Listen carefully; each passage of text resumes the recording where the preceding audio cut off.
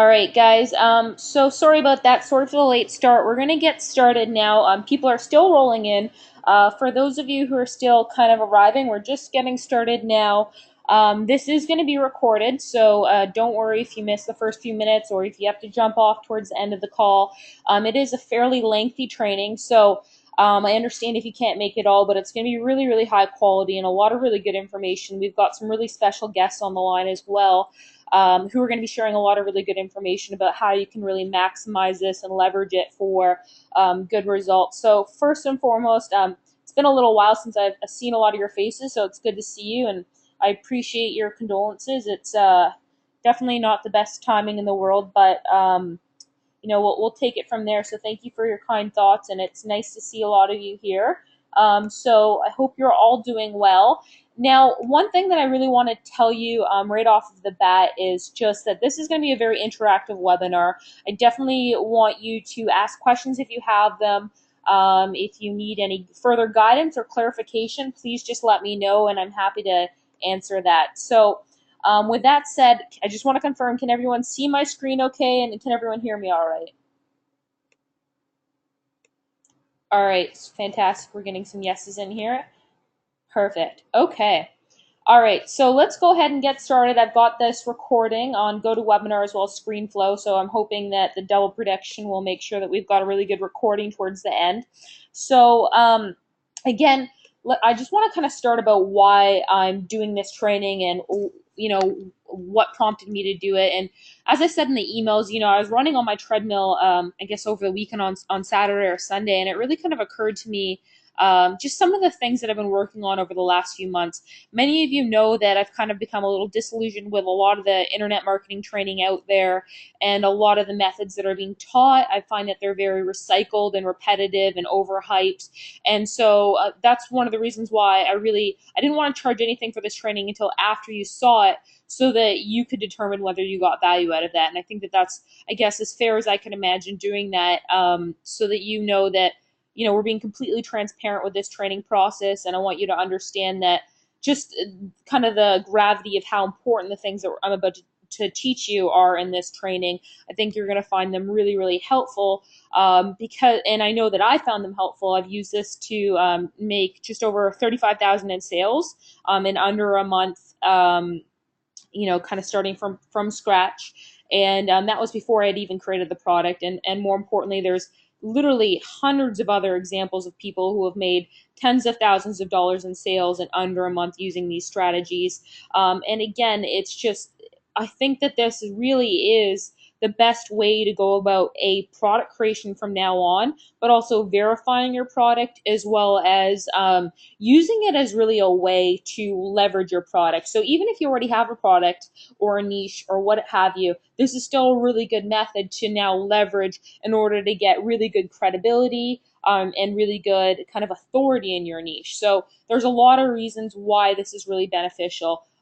First and foremost, if you're struggling to choose a niche, and I find a lot of people really struggle with choosing a niche when it comes to trying to build a business online, or they struggle with creating a product. And often it seems that the reason comes down to them just not being sure, or you just not being sure about, is this a good idea? Is this the right niche for me? And that seems to be it. And I constantly get questions: is this a good niche? Is this a good niche? Is this a good idea? And the answer is, it's really tough for you to say without any degree of certainty that yes, that's a good idea, without you actually testing it to see if people are willing to buy it. Because it doesn't matter how many people you ask to say, is this a good idea or is this a good product? They can all say yes, but until someone actually pays for that idea or pays for that product, it really hasn't been validated yet. And so I find that what happens is people are really stunted in the niche selection process, as well as the product creation process, and they really get overwhelmed, and it stops them from A, doing anything, and that's kind of the worst thing, but B, they do spend all this time and they create this product that they think is going to sell, only to realize that, hey, I'm not making any sales, and maybe this isn't a product that the market wants after all. Can any of you relate to anything that I just said there? Maybe you've had that experience in the past.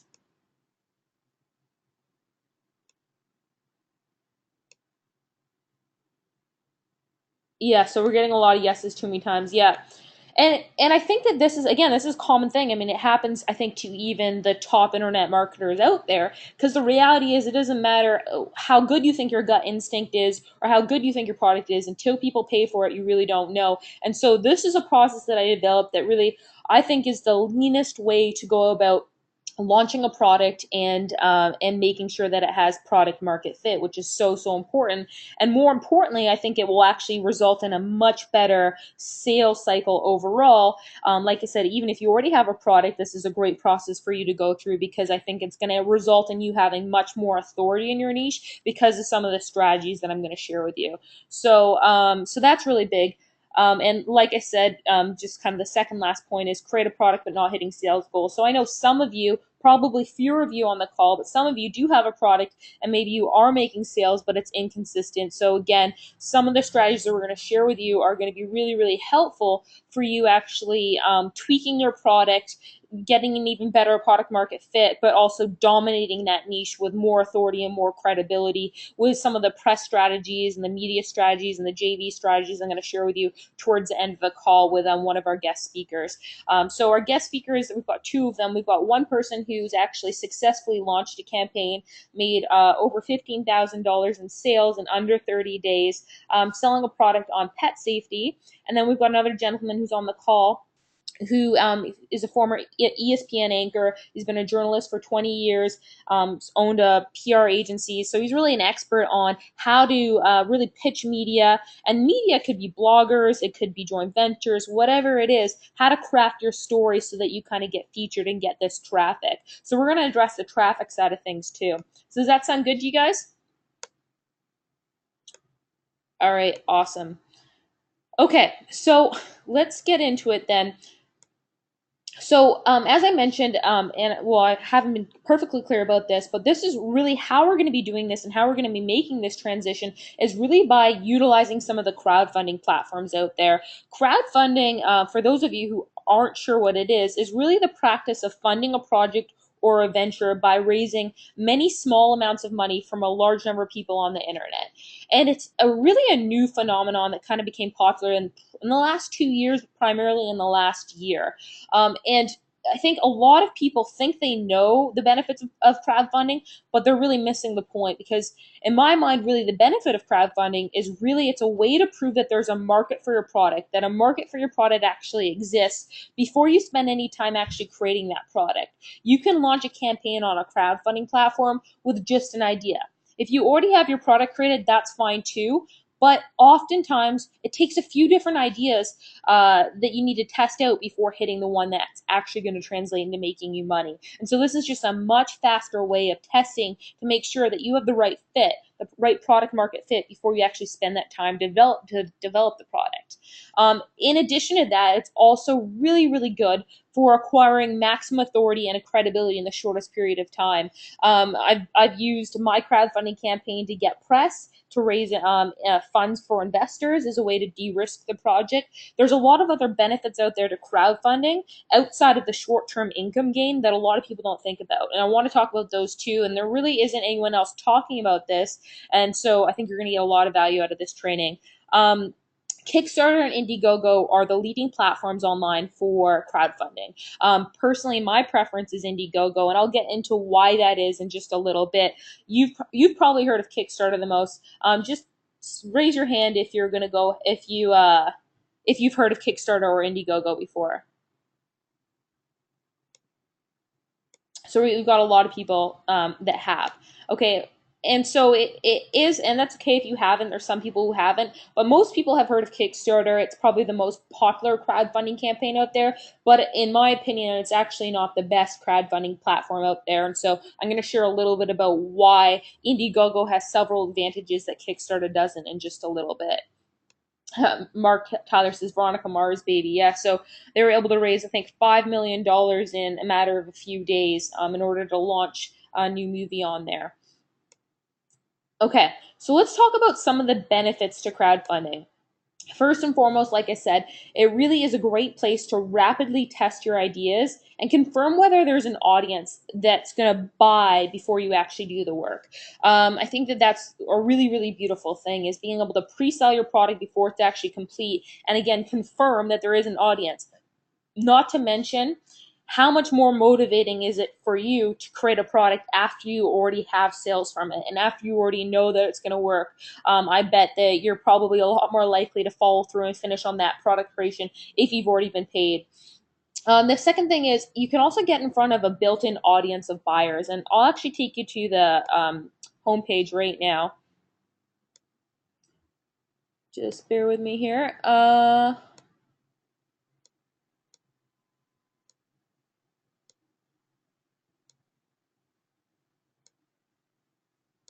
Okay, so let me just go ahead and go to the Indiegogo homepage. So it's got a built-in audience of buyers. So what that means is people come to this homepage and they actually browse the projects to see which ones they think are cool, which ones they'd like to get more information on. They can browse by category or actually search by a title. So it's actually a marketplace of buyers as well. So that's a really big benefit. So again, for those of you who do have a product already, this is a really good spot to still list it, test it, get some more sales, and like I said, ultimately leverage it for increased credibility and authority, which I'm going to share with you shortly.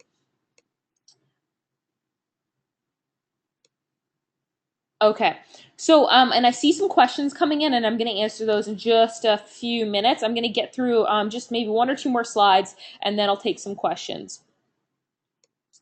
Okay, so it's definitely got a built-in audience of buyers. Like I said, you can gain massive credibility, authority, and testimonials. So what happens is people have a tendency that if your story's in the news, or if other blogs are talking about it, or if other people are talking about it, whether or not this is the case, but in a customer's mind, your product has just become better because you've become more credible because other people are talking about you.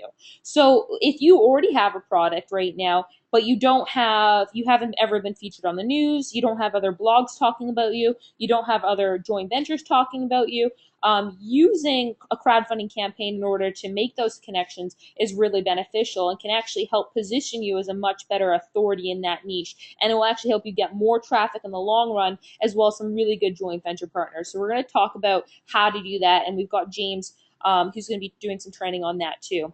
Um, Use it as public leverage to get publishing deals, as well as raise investment funds. So if you have a digital book, or an idea for a digital book, and you do several $1,000s of sales on Indiegogo or on Kickstarter, it's now much easier to now go get a publishing deal, or you really, the sky's the limit. A publishing deal, a TV deal. I'm talking to the head of MTV's programming next week. You can use your crowdfunding campaign as basically a public testimonial that there's interest in this product. So you can really push your brand a lot further than you could had you not run a crowdfunding campaign. People view it as a very transparent platform.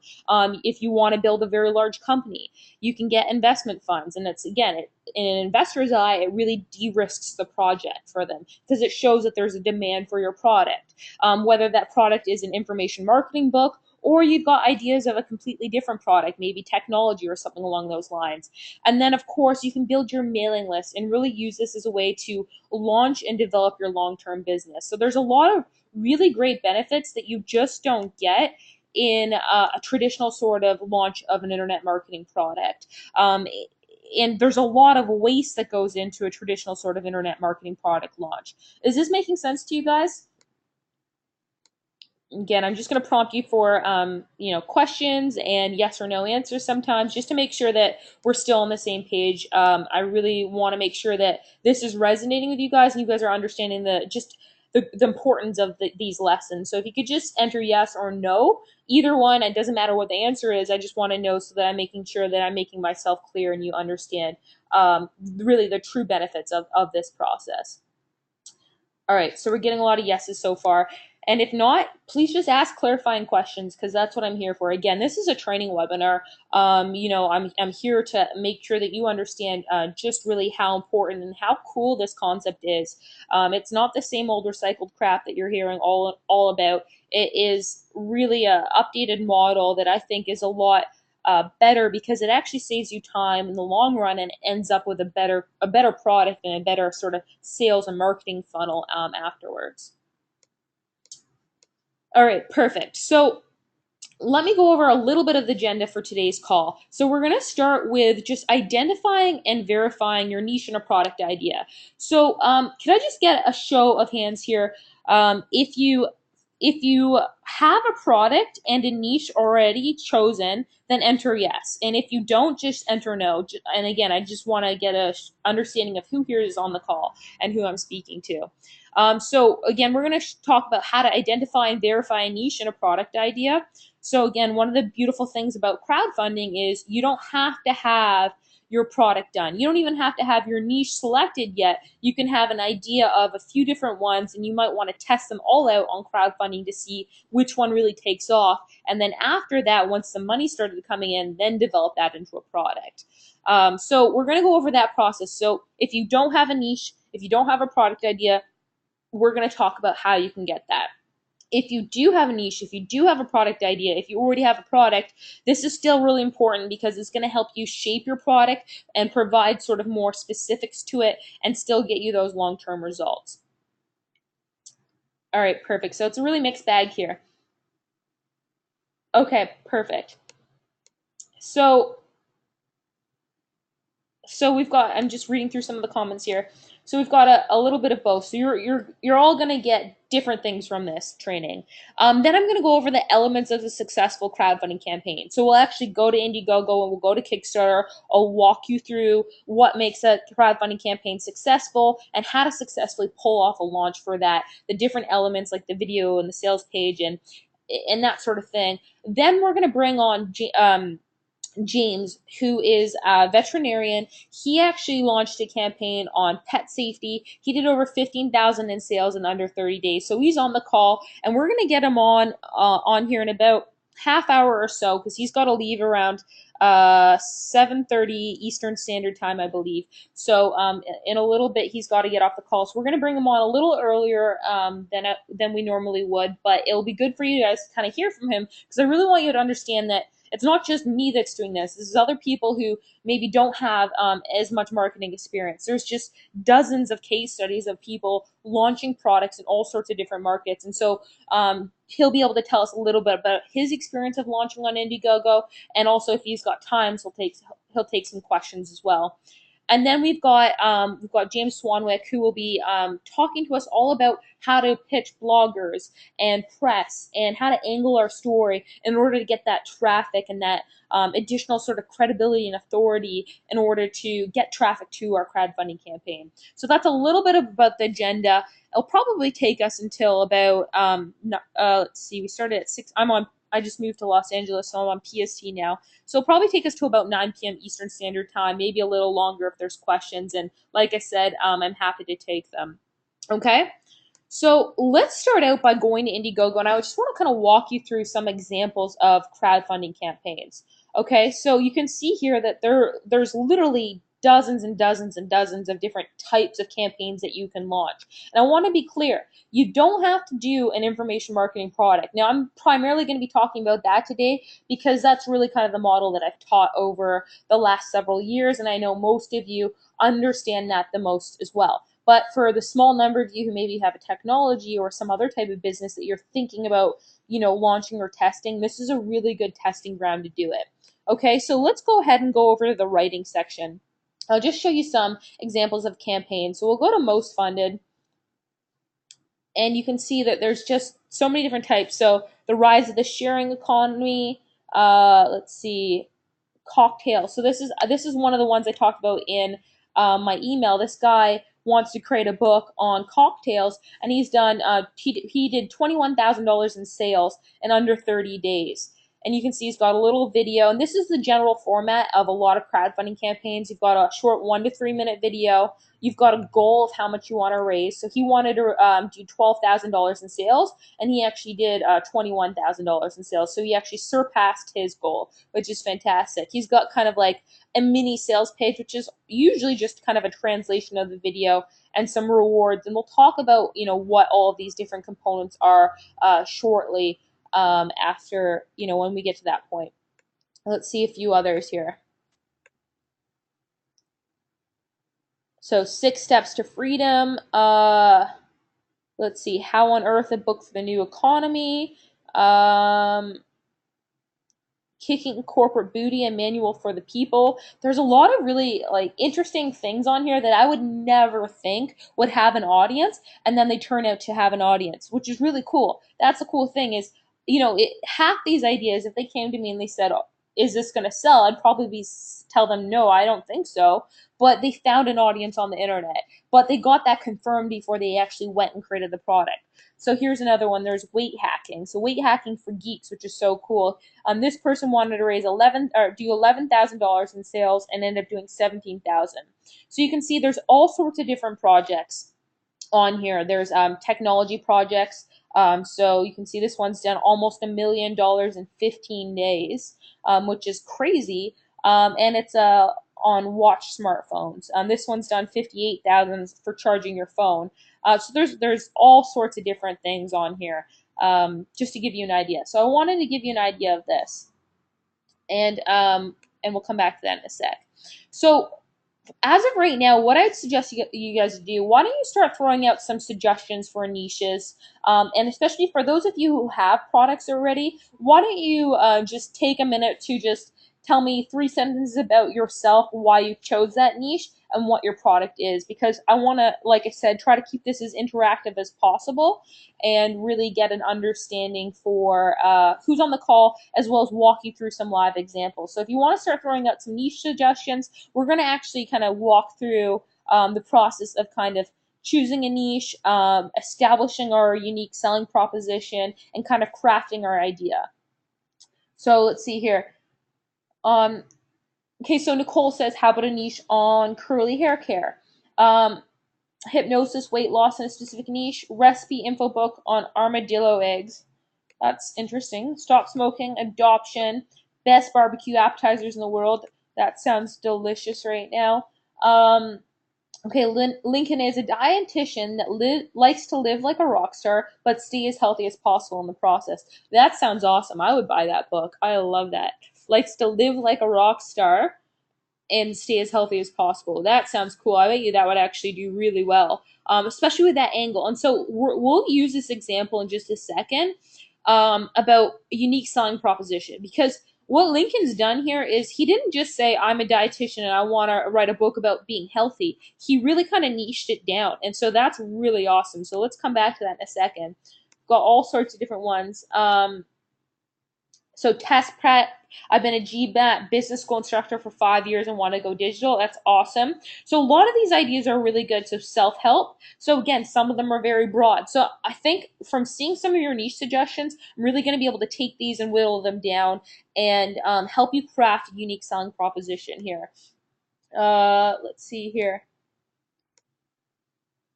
Parenting with kids going to college, help them avoid student debt. So lots of really good ones. Cooking for just married. I could use cooking for myself, actually. Terrible cook. Okay, so we've got a lot of really good ones. I've got 3 books published on Amazon Kindle. One is weight loss, permanent weight loss without dieting. Cool. So there's dozens of ideas on here. So Lincoln, in the meantime, why don't you tell us a little bit more about yourself? Just type it in there, because I kind of like that angle. So first off, how many of you have used my Finding Your Super Niche worksheet before? Just a yes or no answer is fine. And there is no right answer here. I just want to get a sense for who's here. Okay, so very mixed bag. 50-50 probably. Okay, so my Finding Your Super Niche worksheet, and it's something that I'll pass along with you guys. For those of you who get value out of this training, I'll share the Finding Your Super Niche worksheet. So don't worry about writing all this stuff down, because I'll send it along with you. So I'll just pull it up for now. But really, what my Finding Your Super Niche worksheet does is it's really a process of finding the perfect convergence of what you like to do, what your interests are, and what's actually going to make money. Because for me, anyways, I'm a big believer in lifestyle businesses, being able to monetize everything that you do. Okay, so if you are, for example, perfect example, if you're interested in living a healthy lifestyle, but you like your occasional drink and you're partying, how do you monetize that? And there is a way to come up with it. I'm a really big believer that there's a way to monetize all of the interests that you have. And so the Finding Your Super Niche worksheet is about kind of extracting the knowledge that you might not even know that you have in your head out of your head and onto paper so that we can actually start formulating that into a business idea that we can test. Does that make sense? Okay, perfect.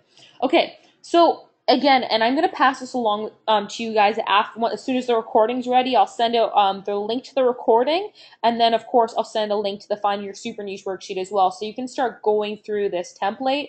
So don't feel like you've got to rush through this. I just want you to. I'm going to go over it now so that you can get an understanding of you can get an understanding of everything that I'm going to teach here. Okay, so first things first is I ask you to list every magazine you've ever subscribed to for any length of time. I ask you to do the same thing for any newsletter or various publication that you've consistently enjoyed reading. Now, the reason why I'm asking you these questions is often people don't realize where their knowledge really lies. They don't know they take for granted the information they have. I often take for granted the information that I have on marketing. I'll talk to someone else and I'll think, oh well, I'm just going over really basic things, and for them it'll be just so fascinating because they had no idea. And I guarantee each and every one of you has something like that, that you're just so familiar with, but you take it for granted because you're so familiar with it that you don't realize that that's something you could translate into a viable business. And so this is going to kind of make you more aware of that. So again, every job or industry you've worked in long enough to become really familiar. So again, a good example, Lincoln is a dietitian. So maybe he's super familiar with becoming a dietitian or giving health related advice. So every group that you've ever been a member of, whether that's golfing, Girl Scout, cancer survival, bowling league, pottery making, honestly, anything, whatever you have joined, whether it was when you were younger or when you're an adult, maybe the chess club, coin collecting, whatever it is, think back to high school, write those things down because you're going to end up with a lot more ideas by the time you're done the Finding Your Super Niche worksheet than before you started it, because so many of these things, these information, little pots of information knowledge, you take for granted, and you're probably just not even aware that you have that information. Again, every major schooling or training, education experience. If you've ever gone on a major trip, write that down. Let's see. Every hobby or fascination you've had. So if you've had a hobby in the past, write that down. Or if you've got a hobby right now, quilting or what have you. Five topics you know a lot about that most people don't know a lot about. So write those down. Specific products, services, or experiences that you have great familiar with. So maybe you're really handy around the house. That definitely would not be me. I'm terrible around the house. But if you are, then write that down. Topics that you own more than 5 books on. So write that down as well. And then a story of 2 major personal victories for each of the following: childhood, teen years, early adult, and recent adult, depending on the age you are. And the reason for that last question is to really start to draw out stories from your life, because this is really a personality driven business. People are going to be in buying a product from you, not just because of the product, but also because they're connecting with you as a person. And so drawing these stories out is really helpful to do in advance, and it also makes you aware of certain things that you have knowledge on. Is this making sense?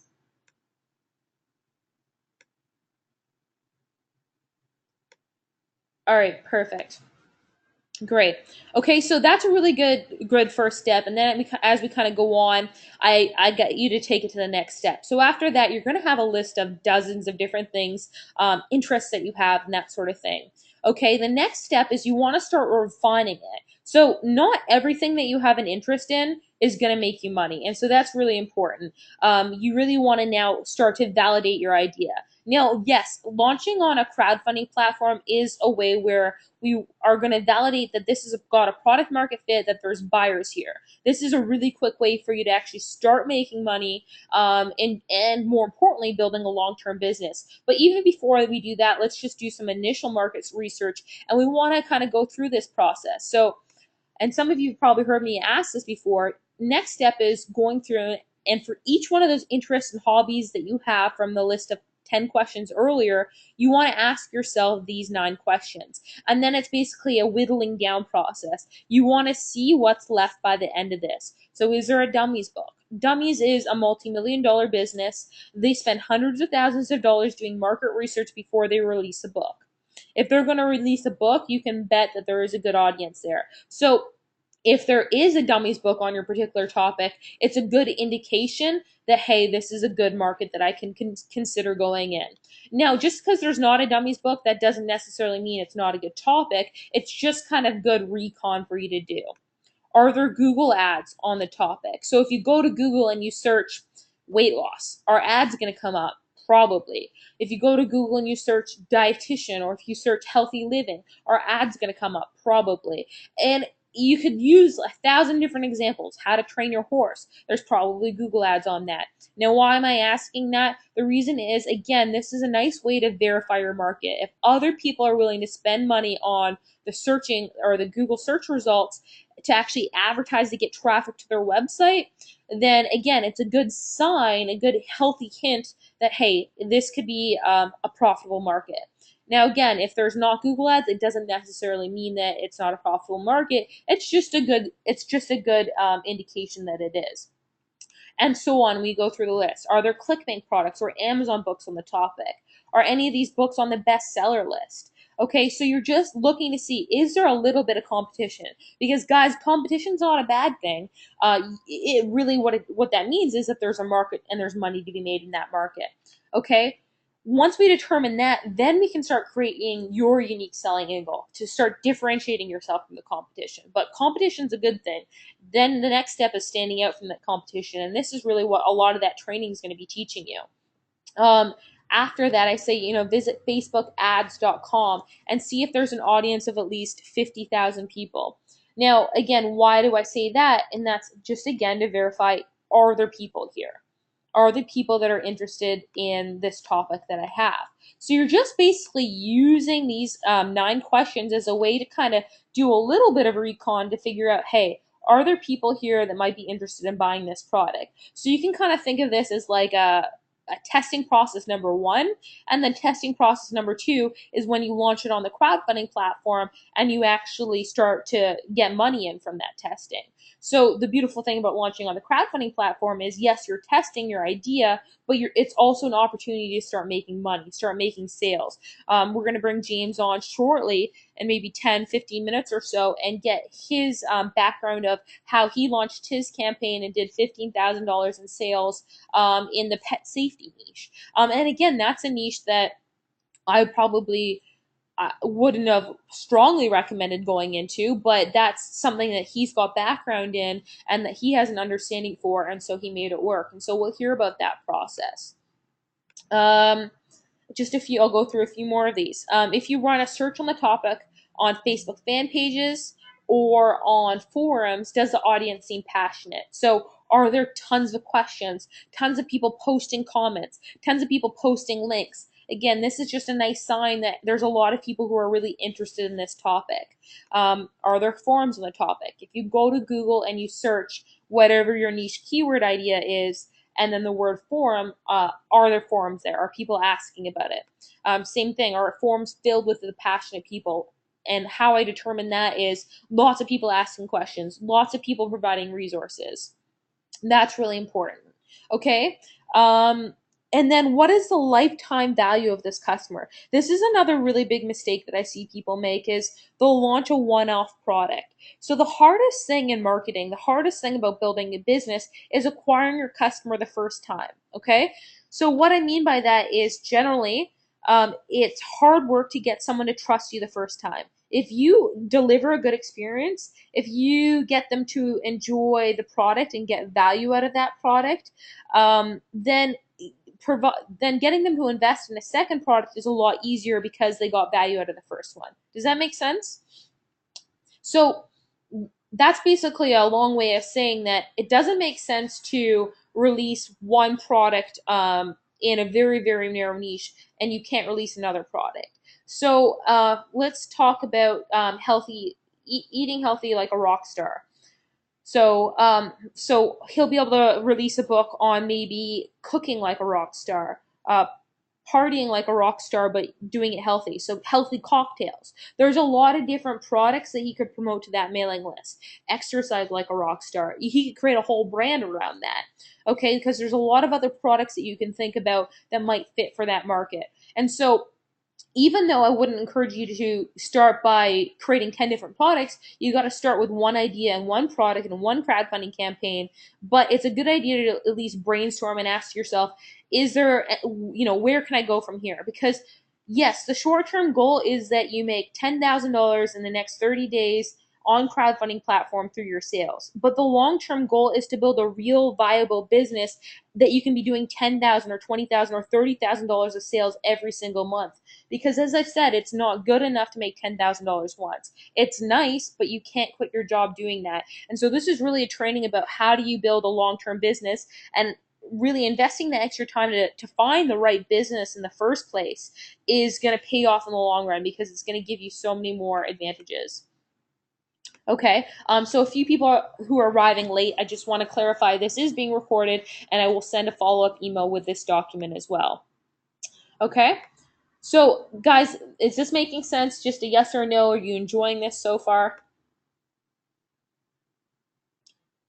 All right, perfect. So we're getting a lot of yeses, so that's fantastic. Okay, so that's a little bit on kind of verifying and finding your super niche, okay? That's really, really important. Again, I'm not trying to rush through this document. I don't want you to write this down because I will send you the document. So I don't want you to waste your time writing all this information down because I'm gonna give it to you as part of the training. And definitely, please do go through it. It's gonna be really helpful for you to use this as kind of a launching ground for figuring out what idea you want to launch on a crowdfunding campaign. Okay? All right. So let's go back here. All right. So once you've gone through and found your super niche, it's really important to figure out, okay, how do I take this broad general idea and how do I refine it? I find, and I've had so many experiences with this over the last little while through working with a lot of you one on one or doing hot seats or anything like that. I often find that people will come on the call or send me their product to review, and it'll be like 101 tips for yoga, 101 tips for cooking, or learn how to cook, or something like that. Now, be honest with yourself. How many of you have a product or have thought about creating a product that's a little general like this? And just, simple yes or no answer is fine. And there's no judging here because I just know that it's a common occurrence that goes through a lot of people. And honestly, this is probably the reason that you're not selling because yoga, there's a lot of money to be made in yoga, but 101 tips for yoga, you're not giving your customer any reason to buy from you. If you're selling a product that says learn how to eat healthy or 101 tips for healthy eating, it's not exciting. It's tough for them to imagine. Not only that, they just think to themselves, well, I can Google that. Why do I have to spend money on that? You're not making yourself special. You're not making yourself unique. And so um, it's really, really important for you to now, once you've chosen your idea and you've chosen your niche, to really put your unique angle on this. And I know that James will probably talk a little bit about this when we talk to him, when we interview him a little later, because he's really an expert at really helping to extract. He's an expert interviewer, right? He's an expert at extracting interesting and exciting sort of stories. So you got to make your product and your story into something that's exciting, into something that's unique, and distinguish yourself from your competitors. Otherwise, there's no incentive for someone to buy from you. So we're getting a few brave souls who volunteered that yes, they have created a product like this, and that's fine because honestly, it's someone's natural instincts. And we've got a great question. How would you change it from 101 tips for yoga? So, and we'll talk about that in just a second. So, let's talk about unique selling proposition. So this is something that's missed, and it's really not even talked about too much in internet marketing, which is really strange because even though most people never want to learn about copywriting, they think it's boring or whatever reason, and crafting a story, it's really the most important thing in marketing is figuring out what makes you unique. And there's a lot of you on this call who might immediately think, well, nothing makes me unique. Well, that's just not true. There is no other you out there. You and your experiences in your life, that's unique, and no one else can take that away from you. So you want to utilize your personality and your stories, and use that as a way to kind of refine your product. And we'll give examples in just a sec. Okay. So utilize your personality. So let me show you an example. So a lot of people, a good example of this, a lot of people think, well, I'm not interesting enough. Let's take accents, for example. Some people who maybe might have a really strong accent, they say, oh, well, I can't do anything because I've got a strong accent. No one will understand me, or no one will get my jokes because of cultural differences. Take any negative you think you have and turn it into a positive, because I guarantee you there's other people out there with accents, and having someone that they can connect with creates a much stronger bond. You're going to be able to convert a lot better with people like that. There's other communities of you out there. Let me show you. Let's see here. I think I've got it up. uh, Weight hacking for geeks. This is an Indiegogo campaign. So this is a Indiegogo campaign that I came across. Okay, so his goal was to do $11,500 in sales, and he ended up doing $17,000 in sales in under a month. And so this is a perfect example. A lot of people think, oh, I'll just do weight loss. Well, look at this guy. He's a bit of a geek. He's totally a geek. Look at him. But that's awesome because he's unique. He's embracing his geekiness. Is he the picture of a personal trainer? Is he who you imagine selling a weight loss product? And be honest, he's really not. I mean, he's not someone you think of weight loss. You don't think of this guy. You think of someone who's really buff and really young, uh, and that's who you think about most of the time when you think about weight loss products. But the reality is weight loss is such a broad market. Okay, if you had a book that had 101 weight loss tips, that's not exciting at all. But what this guy has done is he's addressed what some people might think is a negative. I certainly don't. I think it's awesome. He's addressed that, hey, I'm a geek and I've got an advantage for that because there's other geeks out there who probably want to lose weight too. So you can see that right here. Like a lot of geeks, I grew up playing Dungeons and Dragons. Like that's totally geeky. Hacking on computers, watching a TV, and reading a lot. And like a lot of geeks, I was overweight, rarely got exercise, and ate poorly. Ate poorly. At my heaviest, I was 225 pounds and 5'7". That put him in the beast category. So he talks about his story. So he talks about how he whittled down to 159 pounds. He lost 65 pounds. All right. I guarantee if this guy came on here and he launched a campaign on weight loss, just on weight loss, and not incorporating his personality into it at all, he wouldn't have had these same results. But because he niched it down to something that's more specific and more importantly, something that's personal to him, he's able to get those results. We've got a few people saying, hey, watch it. That's me. Just joking. So Michael says that's a great idea, by the way. Yeah, absolutely. So do you see what he did here and how he took his personality and his story? Now, I know from experience of talking with a lot of you one-on-one or through Q&A or anything like that, that a lot of you say, you kind of like make excuses for your personality, or you say, oh, well, but I'm blah, blah, blah, and you list some sort of negative.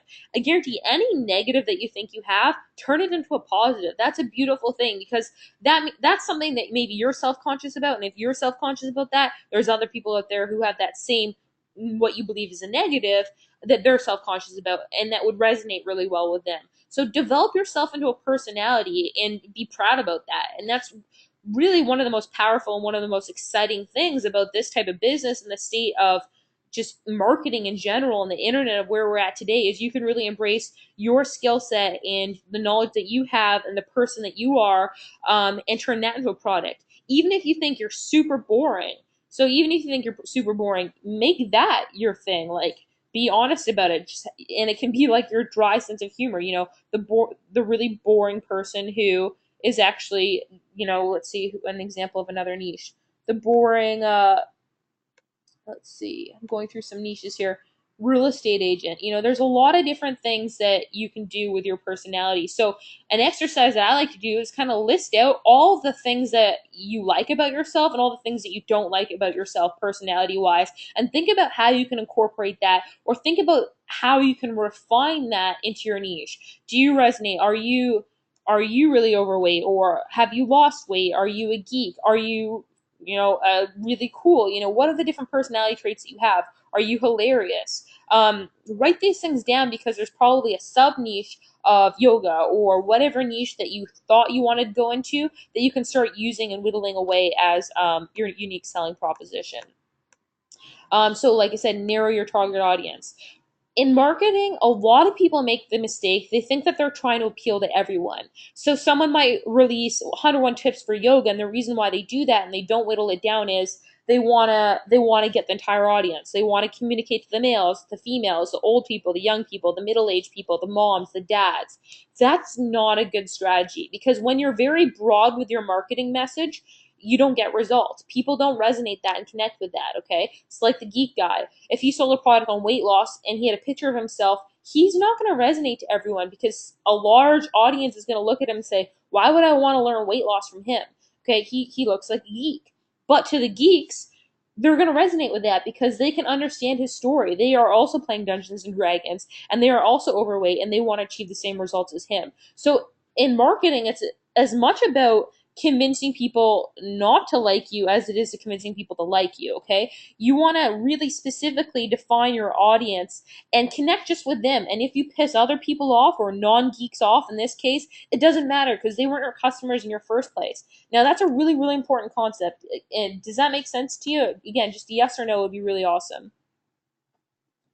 Is that concept making sense to you?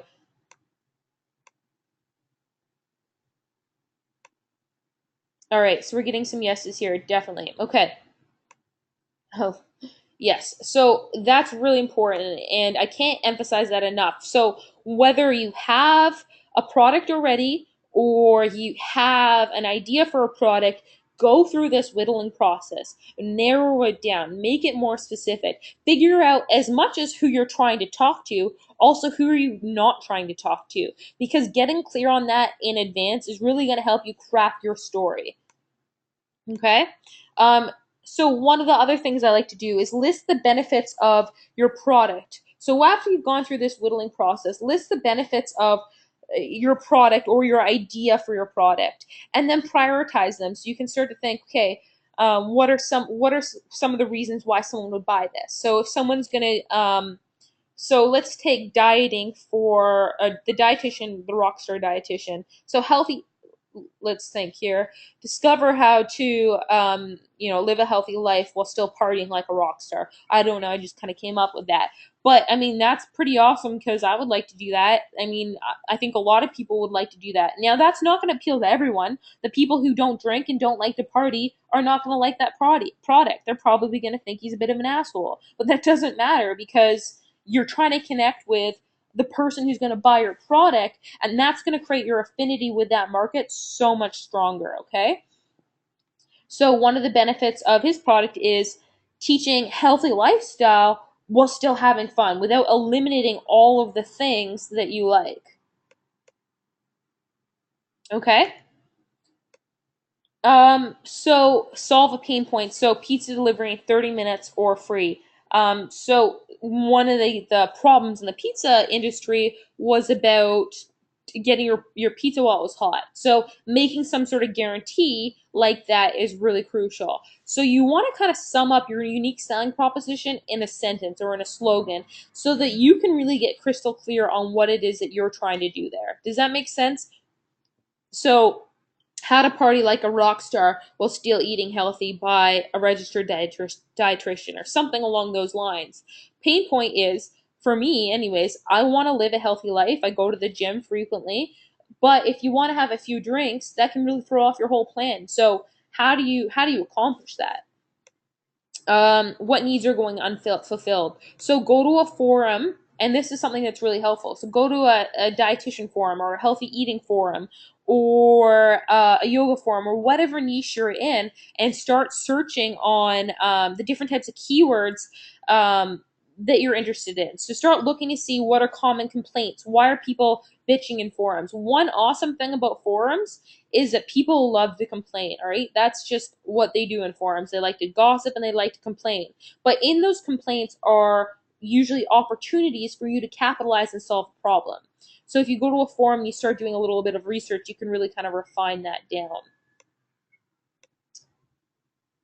Yeah, so few people are asking where to find forums, and I'll show you that right now. And just to Jason, I'll give you a few-minute warning. We'll bring you on. I know you've got to leave in about half hour, so I want to make sure we get some time with a case study from Jason, who did $15,000 in sales in under a month on pet safety. Okay, so Jason, we'll get ready with you in just shortly. Okay, so people are asking, how do you find forums? So it's really easy. So you literally enter your keyword, so weight loss forum or pregnancy forum. You know, like there's forums on literally everything. Um, dog training forum, like everything. I tell you, the internet has all sorts of things. So go there and think, what questions are people asking? What are people complaining about? So that's the easiest way to go about finding a forum. And for those of you who are kind of arriving a little late, I want to clarify. Yeah, we're talking about crowdfunding here, but if you eliminate, if you don't understand how important crowdfunding is to validate your idea, to launch it, and to make sales, stick around, because it's not quote unquote just crowdfunding. This is really about building a long term business that A, has the potential to make thousands of dollars in the next 30 days, but B, make sure that you have the right product market fit so that all the time you invest in building your business really translates into something that's going to get you money at the end of the day. Okay, so that's how we find forums. Um, Okay, and we'll go through a few more examples and case studies, and I'll answer a lot of questions shortly.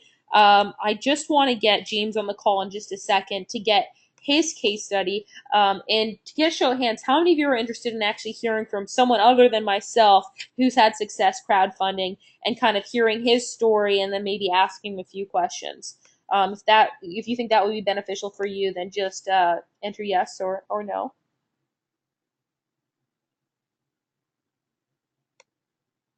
All right, so we're getting a lot of yeses. So for me personally, I always find it really helpful just to kind of get social proof from as many people as possible that it's not just one person this is working for, it's someone else. And it's always interesting to hear from someone, especially someone who maybe doesn't have like a really solid marketing background. And we'll hear from him on his perspective and how he kind of launched it. It's always helpful because then you know that this is something you can do too. And one last point with for the USP before we invite Jason on. Um, so what you really want to do is you want to answer, why should a customer buy from me and not someone else? And that's really a combination of whittling down your large idea into something that's unique and relevant to you. And I always find it's easiest when you loop yourself into it. You know, most people kind of hide behind their personality and hide behind who they are, and they think that there's too many negatives. Why would someone want to listen to someone like me? The reality is there's other people out there like you who will resonate from you. And so use you as a strength and use you as something that's unique to whittle down your idea and create something that you can really resonate with a very specific audience. I'm going to definitely take a lot of questions on this and just shortly in just a second, as well as go through a few examples. But like I said, unfortunately, Jason's got to get off the phone in about half hour. So let's just go ahead and get him on the call, and I'll unmute him in just a second. And basically, what we're going to hear from him, and let me pull up his Indiegogo page. Let's see. Here he is. So this is his campaign, and I'll just go ahead and I'll unmute him in just a sec. And this is his campaign that he launched on. Basically, he wanted to publish a book on cat and dog safety. Okay, so let's bring him on the call now and get him to tell us a little bit about how he kind of approached launching this, some of the surprises he had, and just kind of the process that he went through in order to get here. So, Jason, are you there? Hi, I'm Brittany. Thanks very much. Yeah, awesome. Well, first off, thank you so much for coming on the call and speaking with the audience because I know they're going to get a lot of value out of it. So we really appreciate it. I'm happy to be here. So, Jason, why don't you start by just telling us a little bit about why you decided to use crowdfunding? Like, what was it that made you decide to do these sales on a crowdfunding platform? And also, the second part is, were you surprised that you hit your goal, or were you, what was your reaction for hitting your goal? Um, Let me actually first start out by saying, ironically, the title of my book is 101 Essential Tips. So I'm second guessing it now. Um, no, I decided to do crowdfunding. I had the money to produce the books, but I decided to do crowdfunding for a lot of the reasons that you had suggested at the outset of this. It was really to test whether or not there was a market. And so before I invested my money, I wanted to know that it was something. I wanted to know that my idea was saleable. Mhm. Both to the general public and also to other veterinarians and dog trainers and, shelters and things of that nature. Um, so it was really mostly a way of testing the idea, but also really of raising awareness. I was fortunate in that I already had a bit of a platform and some followers on Facebook and Twitter and things of that nature. But this campaign actually helped to even increase that further and increase the mission of what I'm doing with the book and the website and everything. So um, it was kind of only secondarily to actually raise the funds. So I love the fact that you're talking about crowdfunding isn't just about the funding portion. Totally. It's really about the awareness and what it helps you build, as well as how you can test out your idea. And yeah, and Jason, let me just interject there. I mean, because that's a really important point, and I'm glad that you found the same thing. Because yeah, getting the sales in there, that's awesome. That's fantastic. And for those of you who haven't had success with a product yet, you're gonna love that aspect, of course. But B, really, what it is it's really a launching ground to leverage yourself much further and to get testimonials and be featured on blog and press, which is really just going to help you build a better business in the long run. So it's an important point. The monetary aspects of why to launch your product that's already created or not yet created on a crowdfunding platform is just half of the reason. The other half is, and I guess it could be tied back to financial as well, but it's to help you get in the media and build your authority and credibility, which I guess you could say is also going to result in more sales in the future. But it's kind of a twofold process. Yeah. Yeah, so And yeah, go ahead, please. sorry, no, I was just going to say, as far as I think the second part of your question as to whether or not I anticipated that the campaign would be successful. Um, Honestly, I was pretty confident going in that it would be successful. I know, especially I'm in a market, I'm in a niche where, I mean, if there's one thing that people love to talk about and, get involved with and are passionate about and are willing to spend money on, it's their pets. And so certainly, something that helps them keep their pets safe and healthy, should really resonate very well with a large swath of people. So I was fairly confident going in that it would be successful, and a lot of that was also the amount of work that I did before launching the campaign. Yeah. It did get a little bit kind of scary and dicey there towards the end, but because I was doing the flexible funding campaign option on Indiegogo, which is one of the advantages over Kickstarter, unless they've changed things with Kickstarter, you can raise part of your goal and still get some of the money. But I was fairly confident going in, and again, a lot of it was really because of all of the work and effort I put in uh, well before I launched the campaign. And I would say of everything, that's probably one of the biggest keys is that your advanced planning, Yes. and outreach and everything is one of the most crucial things. Yeah, so let's talk about that. And just before we do, I just want to mention a few things to the audience. If you have questions for either Jason or myself, either from things we've already talked about or things he's about to talk about, start entering them in because we will answer some questions. The second thing I just want to mention is we got Jason on now to interview him because he does have to leave shortly. But after his interview, I am going to go through the different elements of how to launch your campaign and what goes into it. But you can see just really briefly that he's got a video here. And Jason, I'm assuming this is you here. It is, yes. So you've got Jason talking candidly to his audience on a video, and we'll talk about what makes a good video in just a little bit. Then he's got his sales page, which is really a lot of what he talked about in his video and the problem that's going on now, his solution. So it's pretty straightforward. It's not anything fancy. It's just straight up. He's talking to the points that he knows. Okay, and then there's the rewards section too, and the rewards. And I don't like the wording of a lot of the things on crowdfunding, because really what this is this is what people are buying. Okay, what they're buying are these different things. So you can see if they invest $5, he gets a or they get the PDF copy of whole home pet proofing guide. So he's got different various kind of rewards, and we'll talk about that in a second. But I just kind of want to give you an overview of some of the elements that are involved in creating a campaign. And so, with that, well, I see a ton of awesome questions coming in. We're going to answer those in just a second. But Jason, why don't you walk us through a little bit of some of the preparation you did do in launching this campaign? Sure. So, I mean, as far as planning the campaign, really storyboarding the video was crucial. And honestly, I would even go back and do some different things with my video. Again, my campaign was successful, but I would actually make my video even shorter. It was only 3 minutes. You know, I would like to have it at probably nearer 2 minutes, and a little bit snazzier. But really storyboarding and making sure that you're getting across your message in as short a period of time, and making the video as interesting as possible so that people will A, watch it themselves, and B, and more importantly, want to share it. Yeah. So however, whatever message you're spreading, whatever, you want to get across, do it succinctly. And that's going to take a lot of writing, a lot of editing, a lot of practice. So really the storyboarding and the video process should be taking you, at least 3 to 4 weeks probably, if possible, because we all know on the internet, the thing that moves, the thing that people share, the thing that really attracts people are pictures and video.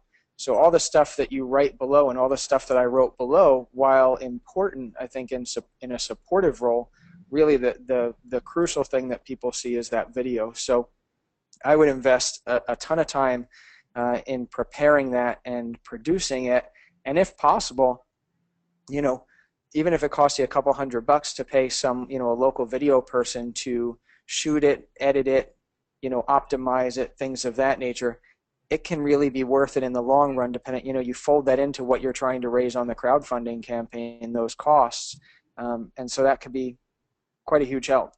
Yeah, so Um, the video the I definitely agree with you, Jason. The video is really important. And guys, just so you know, we will be talking about the video shortly, and we're going to be talking about some different strategies and kind of templates that you can use so it doesn't take you that long, as well as different strategies for how to do it, A, without investing any money.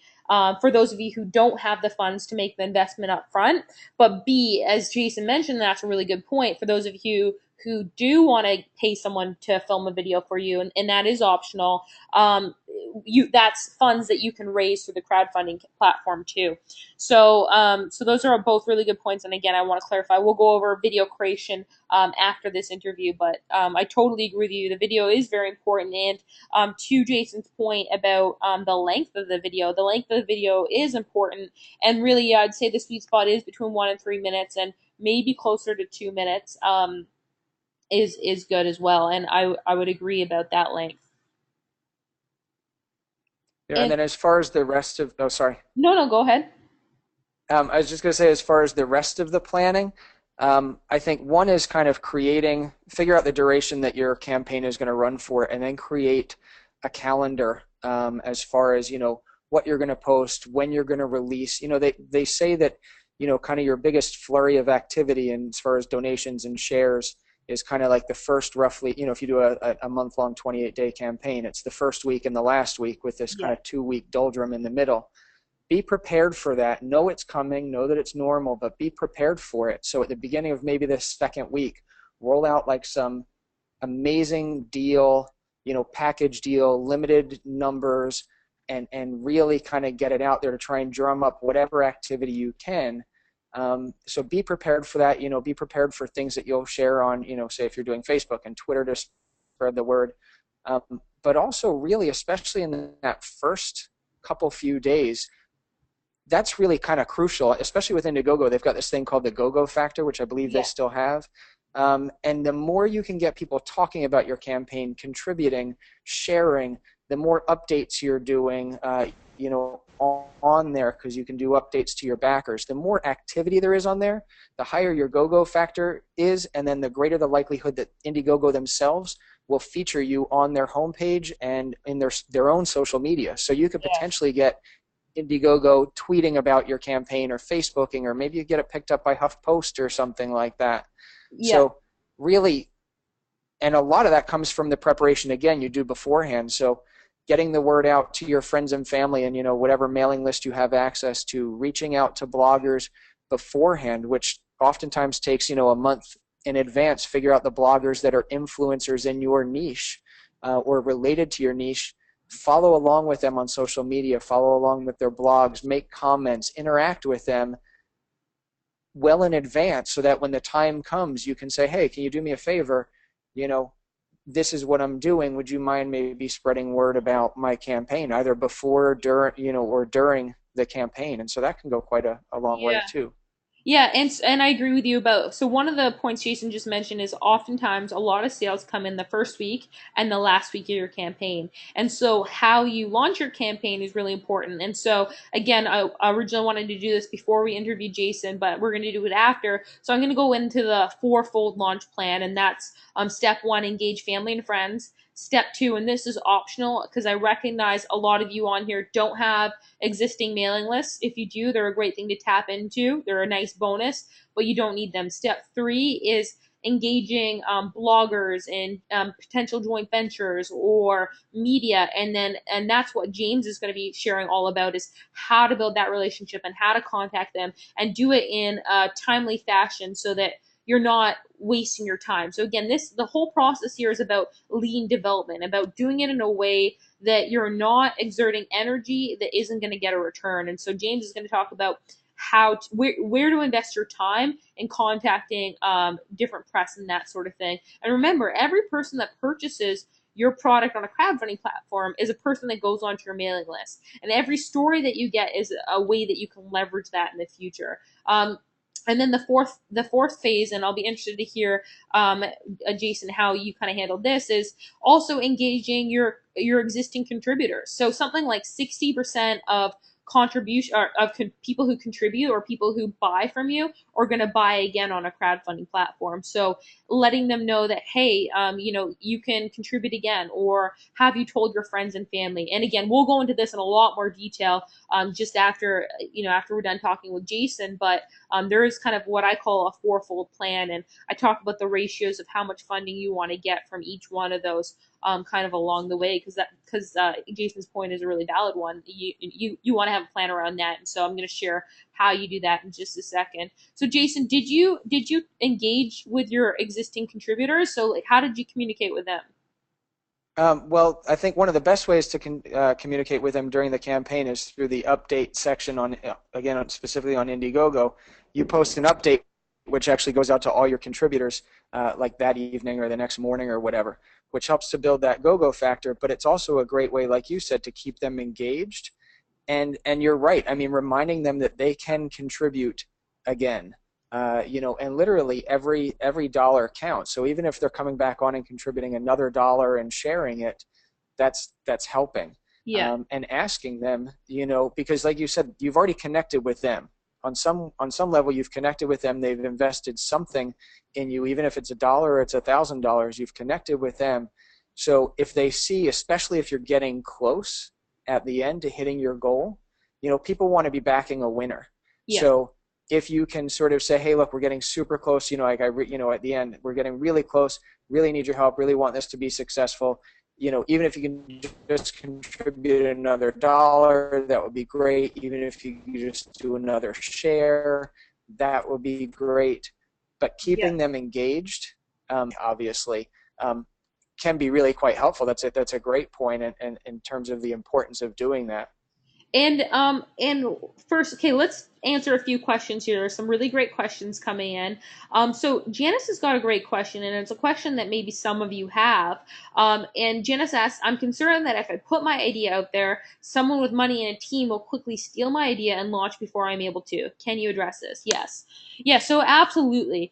Look, guys, at the end of the day, an idea is just an idea. And it really, there's a billion ideas out there in the world. And I can honestly say is there's probably no new idea. Do you think that someone before Jason thought of, hey, maybe I can create a book on pet safety?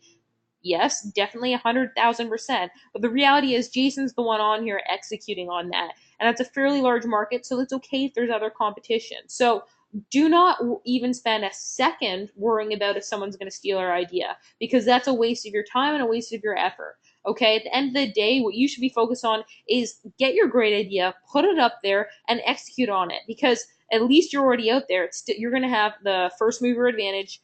I don't ever worry about competition. And like I said, I prefer to have competition because that means there's lots of money being made in there. So don't ever worry about someone stealing your idea. A lot of people worry about that, and it just what that ends up resulting for them is that they don't end up taking action, and as a result of not taking action, they still don't have a business. And I get it, it's a common question, but I would never worry about someone stealing your idea. I mean, obviously, there are other books out there on pet safety, but what Jason's bringing to the table is his unique angle and his personality, and that's what we talked about earlier, is differentiate yourself from competitors by looping you in. Would you agree with that, Jason? I think definitely, and again, you touched on it very well earlier as far as why should, you're already trying to figure out how you convince people to buy from you and not someone else. If you've done a good job of that and you get your crowdfunding campaign out there, and it's resonating so much that someone else sees it and then decides to, replicate it or whatever, you do have that first mover advantage. You've got the buzz that's been, generated from the crowdfunding, and they've got to overcome that. Now, of course, if it's someone like, Coca-Cola or someone with a, massive marketing, budget, sure, they've got a big advantage there. But I think you're right. That fear, that concern can potentially prevent you from realizing your dream. And so while it's a valid concern sometimes, I think it's one that you just kind of shove off and test the waters, because otherwise you're never going to know. Yeah, definitely. So yeah, so the answer to that question is don't worry about that at all. We've got a really good question on Kickstarter versus Indiegogo. Does Kickstarter and Indiegogo accept people from India? And this is actually the reason I launched on Indiegogo and not Kickstarter. Is I'm Canadian, and Kickstarter is actually, I believe, just for Americans in the United Kingdom. I know they're kind of trying to change that. But so once I realized that Kickstarter wasn't an option for me, and I started investigating other platforms, and actually, I think the same thing happened to Jason. He started investigating other platforms because Kickstarter denied him. Um, Yeah. I discovered Indiegogo, and I realized that this is actually a much better platform.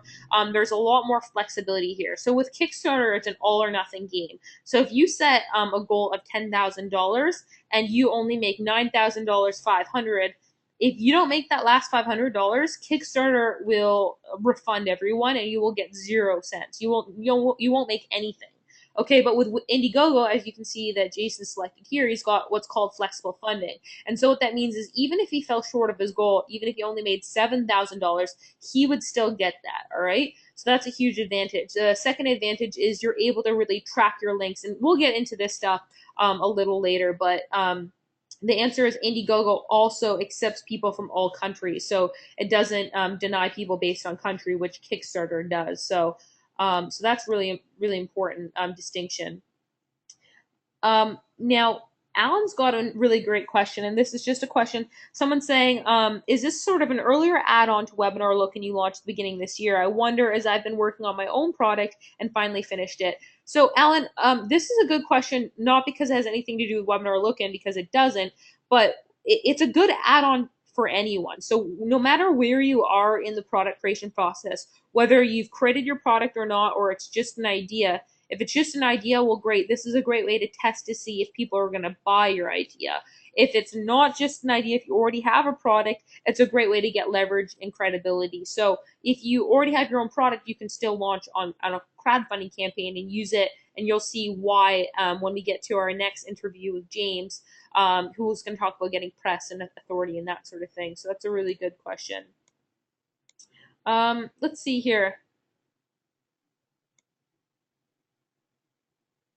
Okay, so Mark's got a great question for you, Jason. So, what was your main method for capturing public awareness? So, people that you didn't already have a relationship. I know that you reached out to some blogs and that sort of thing. So, what was your method for capturing public awareness for this campaign Um, of people the, that you didn't already have a relationship with?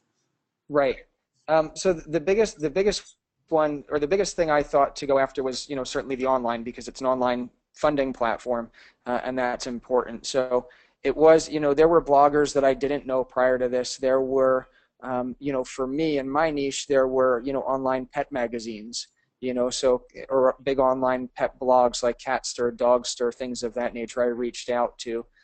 But then also not forgetting about the offline, sources. So even like local media, local, newspapers, local, magazines, depending on your industry, trade magazines, things of that nature. And I think that if you, like for me, I offered them something in return as far as, providing them, say, guest blogs or, things of that nature. You could do like top 10 lists or top 5 lists that they could, write and use, or that you would write and that they can use. So depending on where your area of expertise is, so, like if you're talking about, say, the one about, cooking like a rock star or something like that, maybe the local morning TV show does a regular cooking segment, and so you can give them an idea of a few tips, or you can volunteer to come on and cook a dish, ideally during your campaign or right before it, so you can raise awareness, beforehand. And so that's kind of what I did. I reached out to my local media. There's a local pet magazine called Spot Magazine. I reached out to them, the Oregonian newspaper. Some of these were relationships that I'd been cultivating over several months, not with the thought of doing this, but just because they're in my niche. So they're kind of good exposure for the business anyway. But I think getting in touch with those people, searching them, searching your niche, and look who's posting online, kind of these almost sort of tangential experts in your field. So if you're, again, your thing is cooking like a rock star, maybe there is, I don't know, someone who's got something on, cookware, right? Someone who does a really like great cookware that you would recommend. Reach out to them and say, hey, look, I'll promote your stuff. You promote my stuff. Maybe they already have a following, a mailing list, a social media following. So really, just kind of thinking outside the box. And I really like mind mapping. I don't know if you Yeah. talk to people about mind mapping, but just really throwing ideas against a wall and then figuring out later how they all interact. And don't discount any ideas when they first pop into your head as far as your outreach and your marketing, because that may be, once you sort of sit and ruminate on it, that may be one of your best ideas, and that may yield you the greatest return. Yeah, that's exactly right. And guys, just I want to clarify, there's going to be I'm going to be going over a step-by-step process after this interview. We jumped the gun a little bit with the interview just because Jason's got to get off the call shortly, and so I just wanted to be conscious and respectful of his time.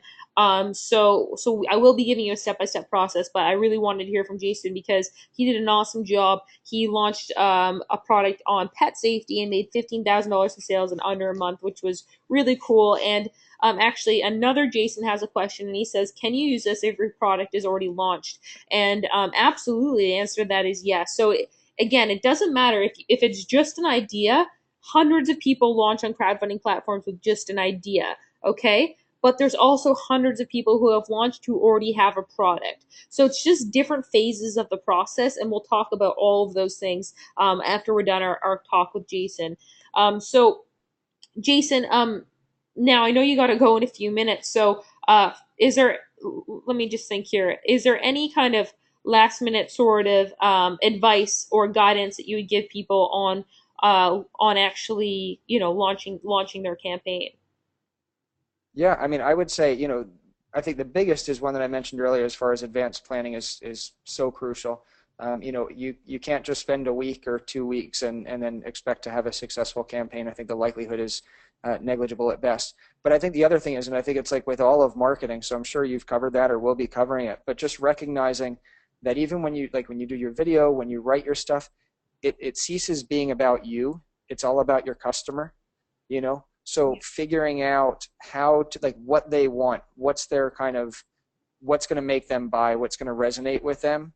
And if you can do that and highlight that again and again, I think that your chances are quite good because as you've already shown, on Indiegogo right now, there are a whole bunch of campaigns that you would look at and think how is that successful, or how did they come up with that? But they figured it out, and they're I mean the internet opens up this whole new group of consumers that you can reach across the country. So Yeah. it breaks down geographic barriers, and it also allows for, as you mentioned in the beginning, the really small dollar amounts. Like if you'll see one of the first entry level for my campaign was $1.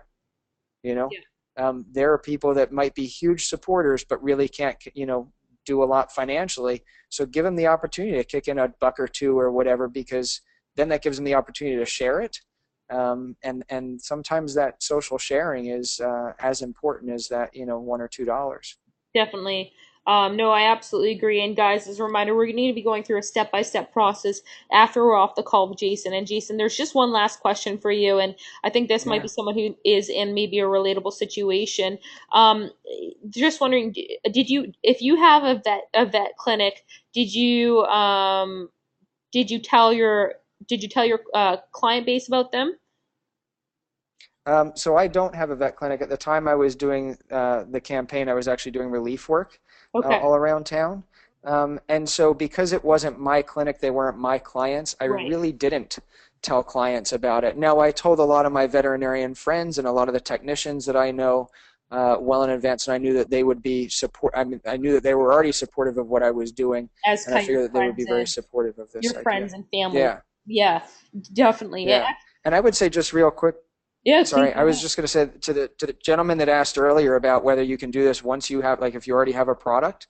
Yeah. I would say in that scenario, the nice thing about that, and again, it's not imperative that you already have your product, but the risk for people backing it is lower depending on how far along in your project you are. So if you can tell them definitively, the campaign ends on July 31st, orders will start shipping on August 10th, because you already have the product. That's great. But even if you can say, like I did going through, I was keeping people updated, saying, okay, we're moving along nicely. Again, I already had the funds to publish the books.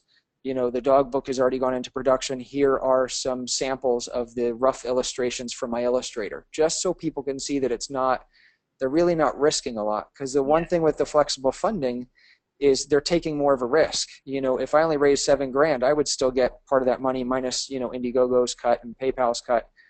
But there's no guarantee that the people are going to get their product. So if you assuage their fears that they're not going to get their product, then they're probably also more likely to kick in. And it doesn't mean that you already need to have your product done, but keeping them up to date on what's going on and walking them through the process can be really quite helpful. Definitely, like the updates. That's something that's a point that you touched on a few times, and that's something we're going to talk about in just a second. But first, Jason, I just want to thank you for coming on here. I know you've got to go, so I don't want to Yeah, hold you up or cause you to be any later for your dinner than I'm sure you already are. So, guys, let's just thank Jason for coming on here because I appreciate. It's just always nice hearing from someone who has done this successfully, and Jason is one of hundreds of people who've been able to do a crowdfunding campaign, and yet these are really good pieces of advice because if you don't know how to launch a crowdfunding campaign, much like anything in the world, it's going to be a lot more difficult, and that's why I'm holding this training session. We're going to give step by step in just a second. But Jason, I really appreciate you taking the time to speak with us. appreciate y'all having me on. Good Yeah, we luck, have everybody. lots of people thanking you here on. I don't think you can see it, but we really appreciate it. So Jason, thanks, and we'll be in touch shortly. Sounds good. All right, Thank you. thanks. Take care, Jason. All right, so we got lots of people. Jason said, Kate says, awesome, Jason, great job presenting and good luck. She's got a golden doodle, and you're right, we do just about anything for him. And I think a lot of people feel that way about their pets. So it's just nice to hear from other people who have been successful using these techniques. So again, I want to reiterate, it's not just me that's being successful with these techniques. There's a lot of people with different backgrounds. I mean, Jason's background, he is a vet. He's not in marketing, and he was able to make it happen. Obviously, I'm in marketing, and so I've got, yes, different advantages that someone who's not in marketing might not have. But I'm sharing with those things with you over the course of the next few hours, so that you can walk away from today's training with a clear understanding of how to go about launching a crowdfunding campaign and do it in a timely manner, because you can benefit from the mistakes that I've made and the mistakes that Jason has made, and the things that we've learned along the way from already having done it. And so there will be a step by step in just a second, and I'm really excited. In about half hour, we're going to bring James on and get his kind of feedback on um, really how to tap into press, because I know a lot of you are concerned, how do I get traffic, and what if I don't have a mailing list? And I want to tell you that it's okay if you don't have a mailing list. It's okay if you don't have a plan for traffic yet, because that's something we're going to talk about. And James is just an expert. He's an absolute king at understanding how the media works and actually getting their attention and doing it in a timely manner, so you're not spending months doing that, because that's really important. And that's why crowdfunding is so beneficial, is that it's a way to rapidly test your idea, but not just test your idea, actually start getting sales come in and leverage that. Does that make sense?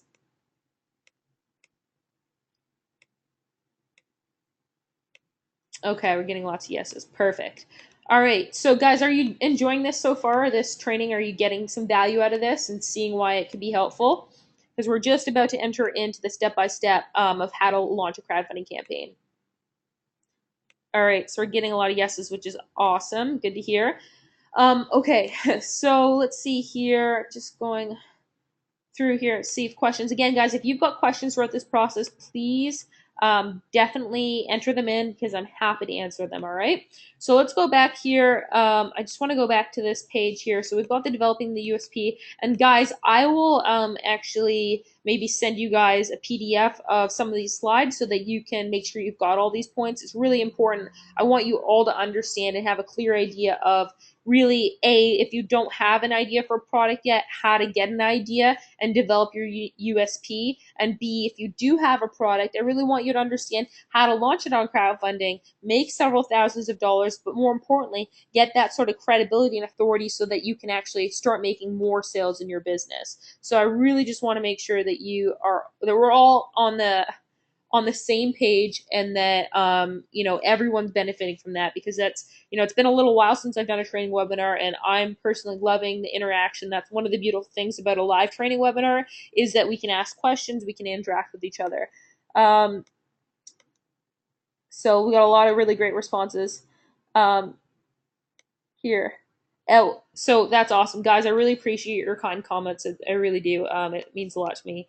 Okay, so again, we will be taking questions. So I won't go through this in much detail, because I know a lot of you are keen on actually getting a little bit more of understanding of the step-by-step process. So this is just, again, more guiding questions for developing your unique selling proposition. So I'll include this in a follow-up email. Make sure that you get all the documents for the training. But I think that answering these questions in advance about your idea and your product really just helps you craft a really unique product, and it takes something that's kind of average to extraordinary. And the reality is, an average product can sell well. It can make thousands of dollars. Okay, you can sell a very general product, but as soon as you kind of whittle it down and make it more niche and more specific, you're going to have so much more success and so many better results, that I really encourage you to do that. So even if you're making a few sales already, please go through this process, because you're going to just get so much more value out of it. All right. So asking yourself questions like, what am I offering? What problem does my idea or offering solve? Why is it worth trying and buying? Who is my target audience? Like, it just gets you to think about things that you maybe wouldn't have thought of before. So who am I, and what are my credentials? And again, like, a lot of you probably think, oh, well, I'm no one important, or I don't have any credentials. Make yourself someone important. This is you and your story, and you're unique, and there's no other you out there. Okay, you can make yourself into someone that is very unique.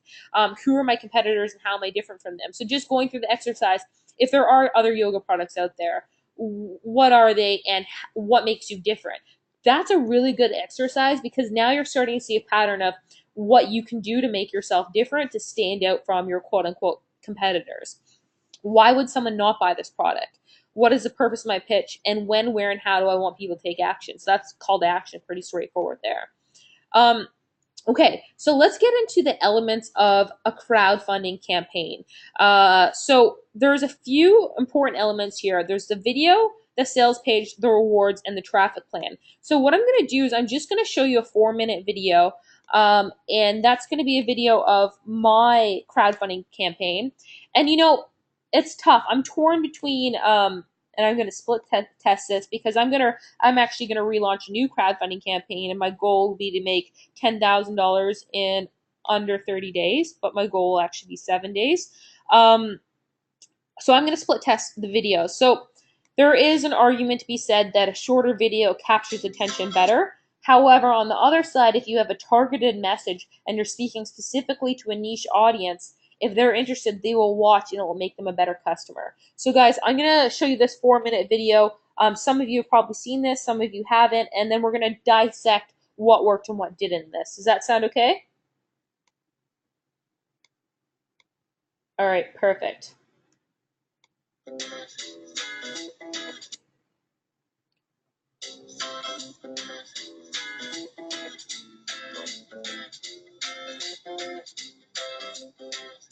Hey, my name is Brittany Lynch, and I run a very successful internet business that allows me the freedom to travel the world and work from my laptop, thanks to the help of a lot of experts, trial and error, and perseverance. In the last few months alone, I've been able to go to LA, Hong Kong, Australia, and New Zealand, just to name a few. But despite all of my business success, I still strive to be my ideal me. That version of myself that speaks French, speaks Spanish, has a beach body, knows how to surf and paddleboard, knows how to play the guitar. Get that guy. I want to live my dream life. Everyone has an ideal me list. That kick-ass version of yourself that you find yourself wishing for and wanting. And it got me thinking, what's stopping me from living my ideal life? Nothing. It's completely within my control. Success can be daunting. It takes work day in and day out. And the self-improvement industry is confusing. There's millions of websites and products out there. How do you know what's right and what's right for you? What really works? And above and beyond that, there's a cost of success. And I don't mean in a monetary sense. But despite all of this, there is a formula that can be followed. Success does leave clues. And after you've ridden your wave, gotten that beach body, or built your own business, you'll realize the reward is far greater than you expected. Now, this is where Indiegogo comes into play. I'll be releasing the first of its kind web series that's going to be documenting my pursuit of becoming my ideal me. Over the next 12 months, I'm going to be working on what I call my Ideal Me Challenge. Every month, I have one goal. I source out a number of information and experts and products to test on myself with a strict time period in the hopes that I have noticeable results on a very strict deadline in order to relay back to you, the audience, how you too can achieve those results. I'll be learning how to surf, even though I'm terrified of sharks, learning how to play the guitar, and at the end of the month, playing in front of a live audience. It's going to be fun, it's going to be embarrassing, and you're going to see what works and what doesn't, because I believe that every time you discover information or product that doesn't work, it's going to make you less likely to try it again the next time. And so I'm going to take some of the guesswork out of what it really takes to be successful in a certain goal, and then relay it back to you, the audience, so that you're more successful in the future. When you pledge today, you'll get everything first and even be part of the creative process. You'll get behind-the-scenes content and earn great rewards, like the entire Lifestyle by Design program, the Ideal Me Journal, executive producer credits, and even the chance to visit the set and hang out with me and the experts between filming sessions, or even star in an episode yourself. And if I do create the Ideal Me movement I'm looking to create, you can say that you were there from the very beginning. You'll stay on my list for life, always getting VIP, backstage, and behind-the-scene access. You have the opportunity to support a fantastic project. If we raise the $100,000 we need to get into production, we'll give everything that we just talked about, plus produce 48 episodes, 4 per goal. If we reach our stretch goal of $250,000, we'll be able to document much more of the process, giving more behind-the-scenes content, interviewing more of the top Lifestyle by Design experts, and relaying it all back to you, the audience. Now, if I can help you reach even a fraction more of your goals, to me that's meaningful. This isn't a bucket list. This isn't a story about things to do before you die. No, this is a story about living. This is a story about living life to your fullest. So pledge now and join me on the Ideal Me Challenge.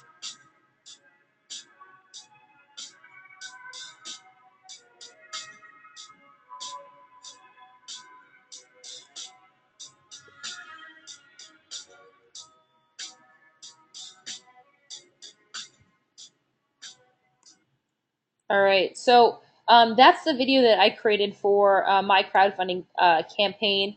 So let's talk about what I did right, what I didn't do right, and that sort of thing.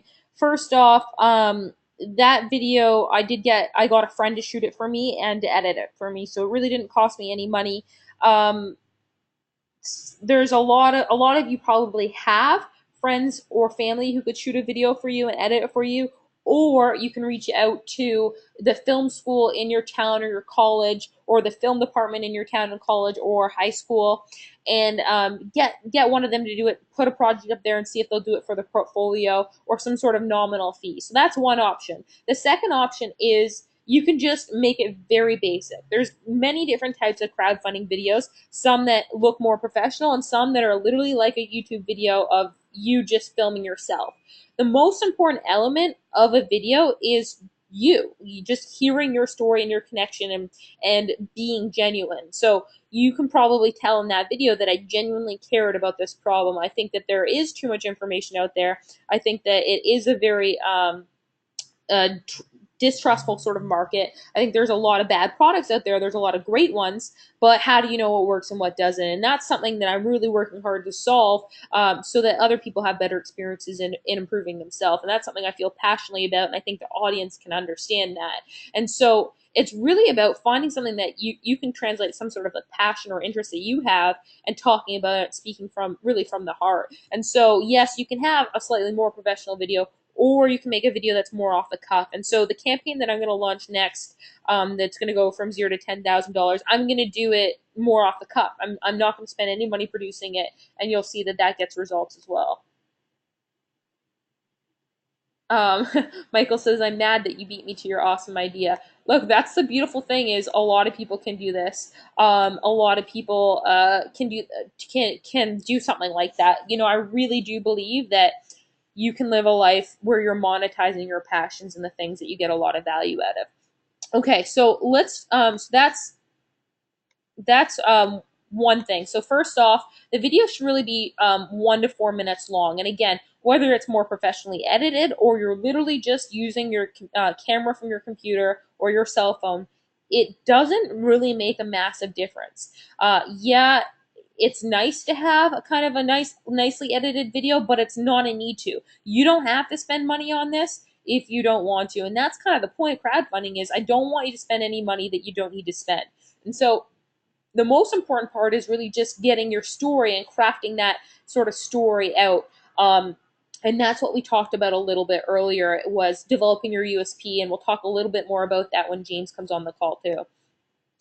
You should start it. Make it personal. Now, this might be intimidating for some people, but it's a really nice process. Like, I wasn't born, as someone who wanted to be on video. I was nervous as well, having a camera kind of shine on me. I've gotten a little better at it since I started doing webinars and that sort of thing.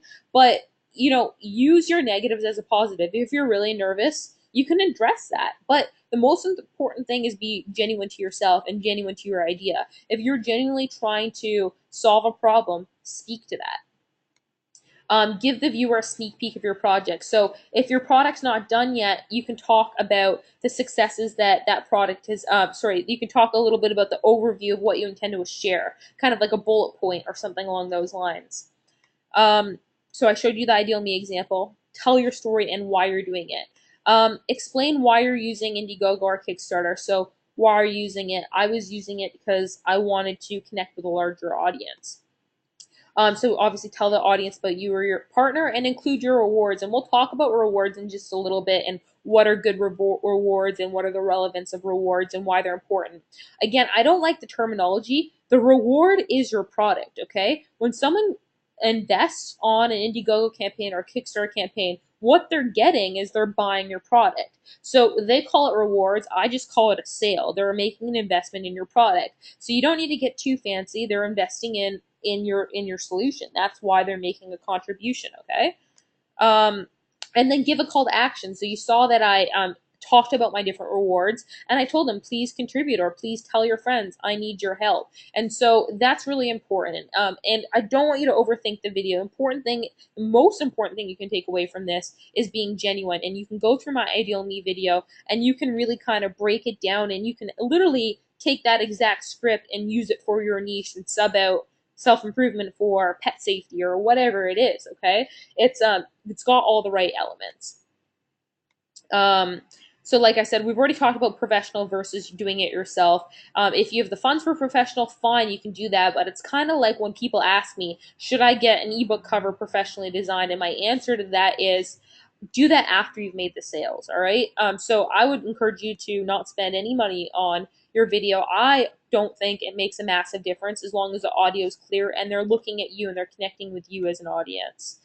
If you want a really good free video editor, Animoto.com is really easy to make really nice, slick looking videos. So that's ANIMOTO.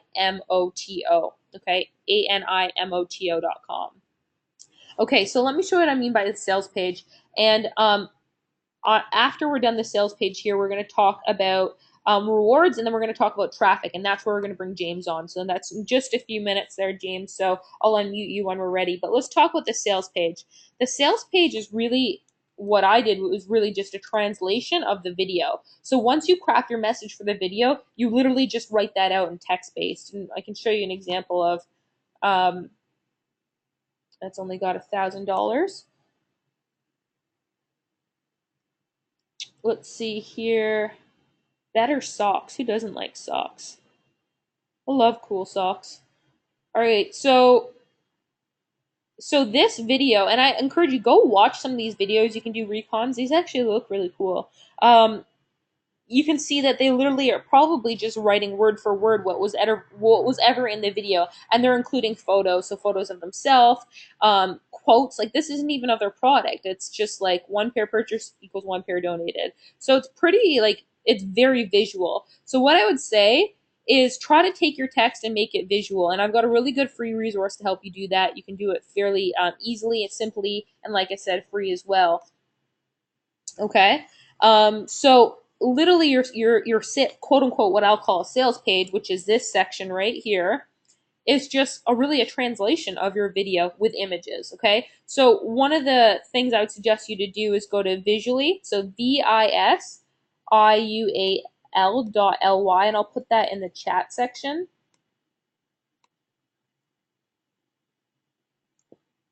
Let's see. Visually.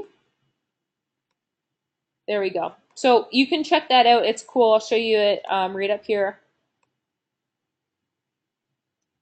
Uh, Give me a sec. Here we go. So basically what it is, it's a site where it allows you to make infographics for free. It basically allows you to visualize information so you can create really cool images. They do all the work. You don't have to do any graphics, like literally in 2 minutes. So you can make your sales page look really dynamic. This is just a good resource in general. So definitely check that out because it's like my favorite thing in the world. I don't know about you, but everyone loves infographics. Michael just said, I love infographics. They are awesome. And I can't get enough of them, and your fans will too. So any way that you can make the crowdfunding campaign look visually appealing is really nice. Okay. Um, and again, please ask questions if you have them. I want to answer all your questions in detail. We're going to bring on James in just a minute. But let's talk about rewards and price points. So first off, a lot of people ask, how much should I put my crowdfunding campaign at? How much should I raise? So I would tell people, always choose a smaller number than you think. Never choose a number of how much money you want to make. So even though you might want to make $100,000, don't choose $100,000. Something like 80% of campaigns get overfunded. So even if you select $10,000, you can still make $100,000 in sales. But there's a massive advantage of selecting a smaller goal. It's always better to be overfunded than underfunded. Because even if you only, let's say that you set your goal as $200,000 and you only end up raising $100,000, this campaign looks like it's done better because of this stupid little green bar. People are always looking at this green bar to say, hey, how successful is this campaign? And it's really kind of, they don't even really look at how much money has been, how many sales have been sold. They look at this little green bar. They're like, oh, they're almost at their goal. They're successful. So they entirely base how successful the project and the sale, and therefore how good your product is, on this little bar. So I would actually encourage you to set a goal of between $2,000 and $5,000. Ultimately, I think it's very possible for each and every one of you to do $10,000 in crowdfunding. I think that that's absolutely doable. And if you do that, now you've got a really great leverage point to continue to launch that into monthly recurring revenue. You've got customers, and we'll talk about how you get media contacts and that sort of thing in just a sec. So I would set your goal lower than you think you need to set it. Does that make sense to you? Why you would set it lower than higher? And it's just human desire or human nature to want to set a higher goal than you need to set. Set it lower. I promise you, you're going to thank me for it, because it's not stopping you from making more money. It's, in fact, it's going to increase your conversion rate. It's going to make it so much easier in the end. Okay. So talking about rewards, 90% of the people who invest or who buy products on crowdfunding campaigns actually end up buying at the under the $100 perk price. So that's not that surprising. So I always say have 3 to 5 rewards. So I usually have some sort of like nominal reward at the $5 level, and this is kind of just like thanks for contributing, thanks for investing, because your family and your friends, maybe they don't want to buy the book, but maybe they'll invest $5. And we'll talk about strategy in just a second, but that's very important. They might invest $5, they might not invest 50. So you want to have something that they can at least, people that you know, or people who see the cause but can't afford how much your product costs, but still want to contribute, can contribute. And then I would have something like a $27 price point and a $47 price point, and then maybe a 97 and a 497. You don't want to have a lot of high end price points, because the reality is most people are not going to invest that much. But you do want to have at least one, because you will get the occasional person who does want to invest more money. So let's just take the dieting or the healthy choice, for example. Maybe his $500 perk is a one-on-one call. Maybe if you are in the yoga niche, your $500 perk is a one-on-one lesson with yourself. All right, remember, you're making yourself into an authority here. So you don't want to sell your one-on-one perk for $50. That's too much work for you to do. Your one-on-one perk would be maybe $500 or more, depending on how you value your time. Okay, and your price point for your ebook, if it's digital, if you're selling a digital ebook, you might have different price points. So you could have $27 PDF only. $47 would be PDF and video. Maybe $97 would be PDF, video, and a question and answer webinar. So you want to do things that are bulk, things that you don't have to do one-on-one. Does that make sense? This is about really making sales of the product that you're eventually going to sell. So whatever product it is that you're eventually going to sell, that's what you're releasing on Indiegogo. And so if I could just get a yes or a no from the audience of, is this making sense to you guys? Are you enjoying this trading? Is it resonating with you, and how it will translate?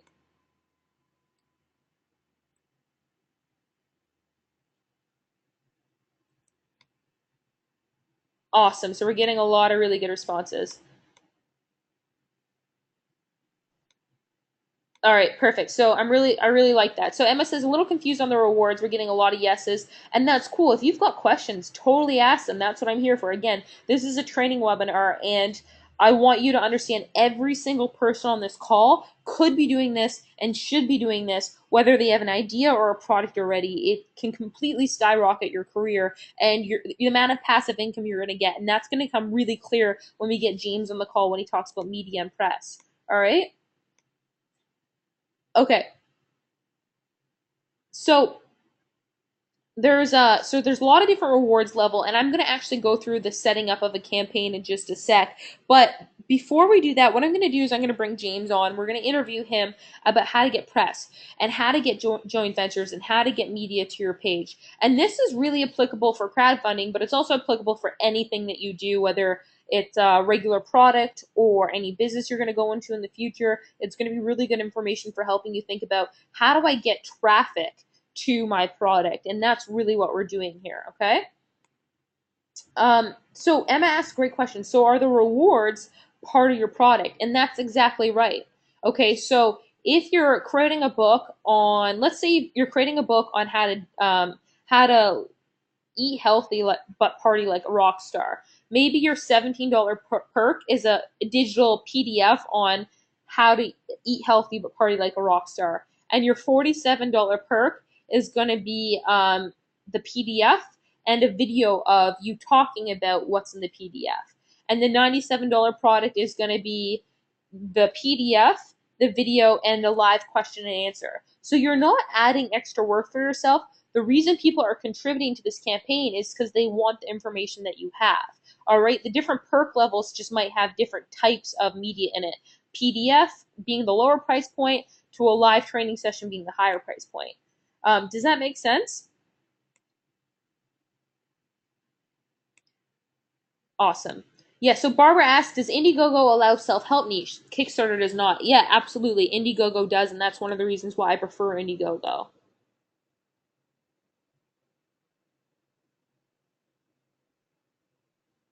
Okay, let's see here. Paul says, how do we start from scratch? Should we have a website, social media first, or start with Indiegogo first? And that's a great question. And honestly, if you don't have a website or social media yet, then don't do it yet. Go with your Indiegogo campaign because there's no point building a website, there's no point building social media if you aren't sure that you have product market fit, if you're not sure that people are going to buy your product, right? Does that make sense to you? Don't waste your time. This is about lean development. This is about identifying your product, identifying what people are going to buy, then building the product, then building the website.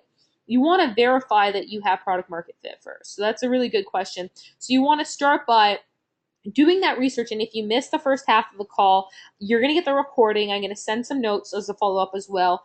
But you really want to kind of choose an idea that you want to go with and then launch it on Indiegogo. I would recommend Indiegogo. Kickstarter is available too, but I would personally choose Indiegogo opposed to Kickstarter because there's so many advantages to it.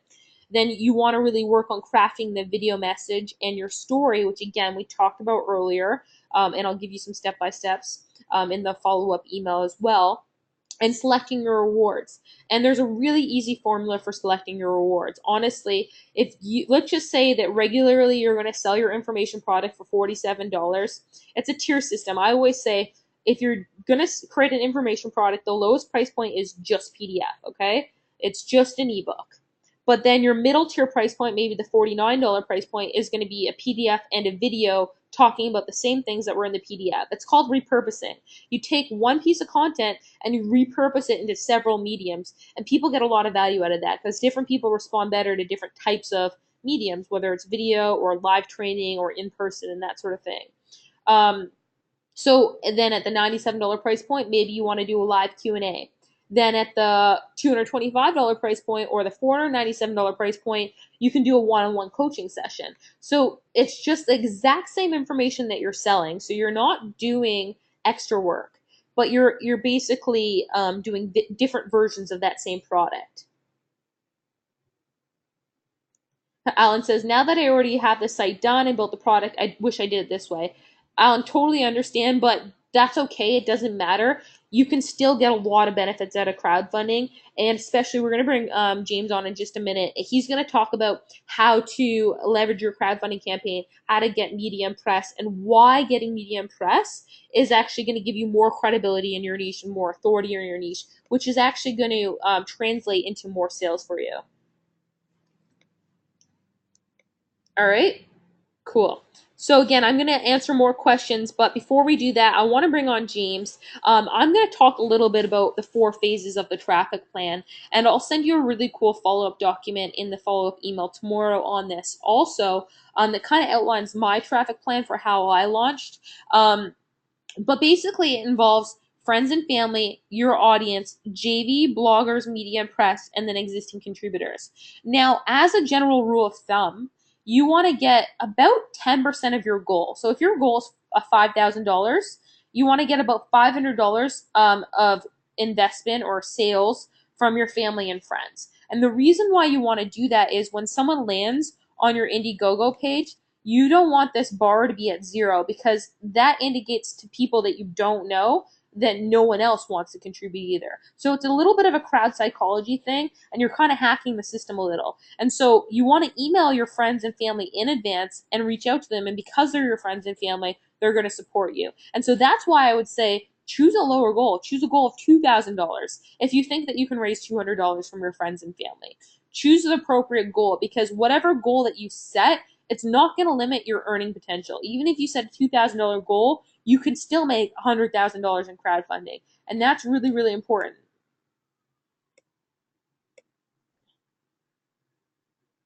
So Barbara says, I already had a successful campaign on Kickstarter for a food product. That's awesome, Barbara. Congrats. Does it make sense to do another on Indiegogo with new information and using press? Absolutely. Absolutely it does. Don't think that because you've used this one successfully that you can't use it again. Or if that's really important.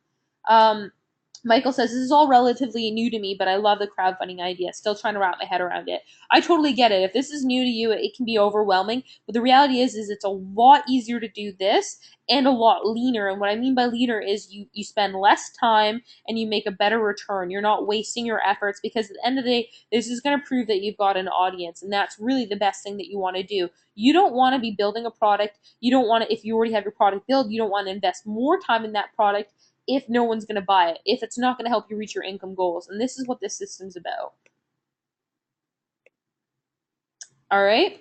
So we'll talk about the traffic plan, family and friends, your audience is a bonus. But let's talk about how to get, if you don't have an audience, if you really don't have family and friends, how do you get attention to your piece? How do you make yourself into something that is sellable to the media and to joint ventures and to people in your particular niche? Or if it's locally related, people in your local area. All right. That's really important. So what we're going to do is I'm going to go ahead and I'm going to unmute James Swanwick here, and I'm going to bring him on the call. Now, James is unmuted. I'm going to bring him on the call. Now, James is.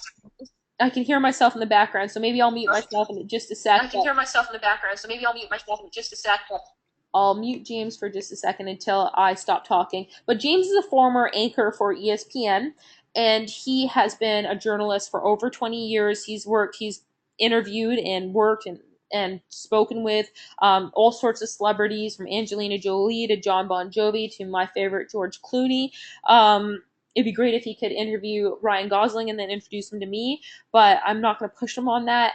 So he really understands how the media works. He also owned a PR company, and so he gets how to pitch stories and how to find the right traffic. So I'm going to go ahead and I'm going to unmute James, and I'm going to invite him on the call. James, are you there? Unmuted. Are you there? I am here, Brittany. Thanks for having me, and hello, everyone. Hey guys, so everyone, James onto the call. And sorry about the echo. All right, so James, how are you doing? I'm doing great, thanks, Brittany. I'm here and well in San Francisco at the moment. Been enjoying your content so far, and hopefully I can help your viewers and listeners with some good tips on how to get some media. Yeah, no, I really appreciate that. James, actually, I was in San Francisco last weekend, and I ended up meeting up with James and a few other marketers for some Thai food, which was really cool. And so we got to talking about just his experience with the media and the press, and how I think that he's going to be beneficial. So I've just muted him until I ask my question, because there is that echo, and I don't want that to annoy you guys too much. But James, I mean, why don't you tell us first a little bit about your background, and then also, from there we can kind of ask you a few questions. Unmuted. Yeah, thanks, Brittany. Yeah, well, as Brittany said, now I've been a journalist for about 20 years. I started on a Rupert Murdoch broadsheet newspaper in Brisbane, Australia, back in the early 90s. I was a sports journalist over in London for about 4 years. Then I moved to Los Angeles and became a celebrity journalist, where I interviewed movie stars. Like Brittany said, Angelina Jolie, George Clooney, John Bon Jovi, all those, anyone who's a big famous celebrity, chances are I interviewed them. And I would sell those stories to newspapers and magazines and TV stations and radio shows all over the world, not just in the States, but in Australia, in the UK, in Dubai, South Africa, all over the place. And then after a few years of doing that, I actually started a news agency where I had about 70 American journalists working for me, and they would, do stories and send me their stories, and then I would sell those stories to magazines and newspapers around the world on their behalf. After that, I started a PR company, and my job was then to pitch my clients, try to get newspapers like the LA Times or the the Wall Street Journal or Cosmopolitan magazine to write about clients of mine. So I've written stories, I've pitched stories, I've been pitched stories. I know what works and what doesn't work. Yeah, and the nice thing is, and I'm just going to mute you again here. The nice thing is that James has been on both ends of the spectrums. He's both pitched stories to news media and reporters and journalists, but he's also been pitched, and so that gives him a really unique advantage of understanding how to approach getting press and how to approach getting media. And so maybe the first question I'll ask is.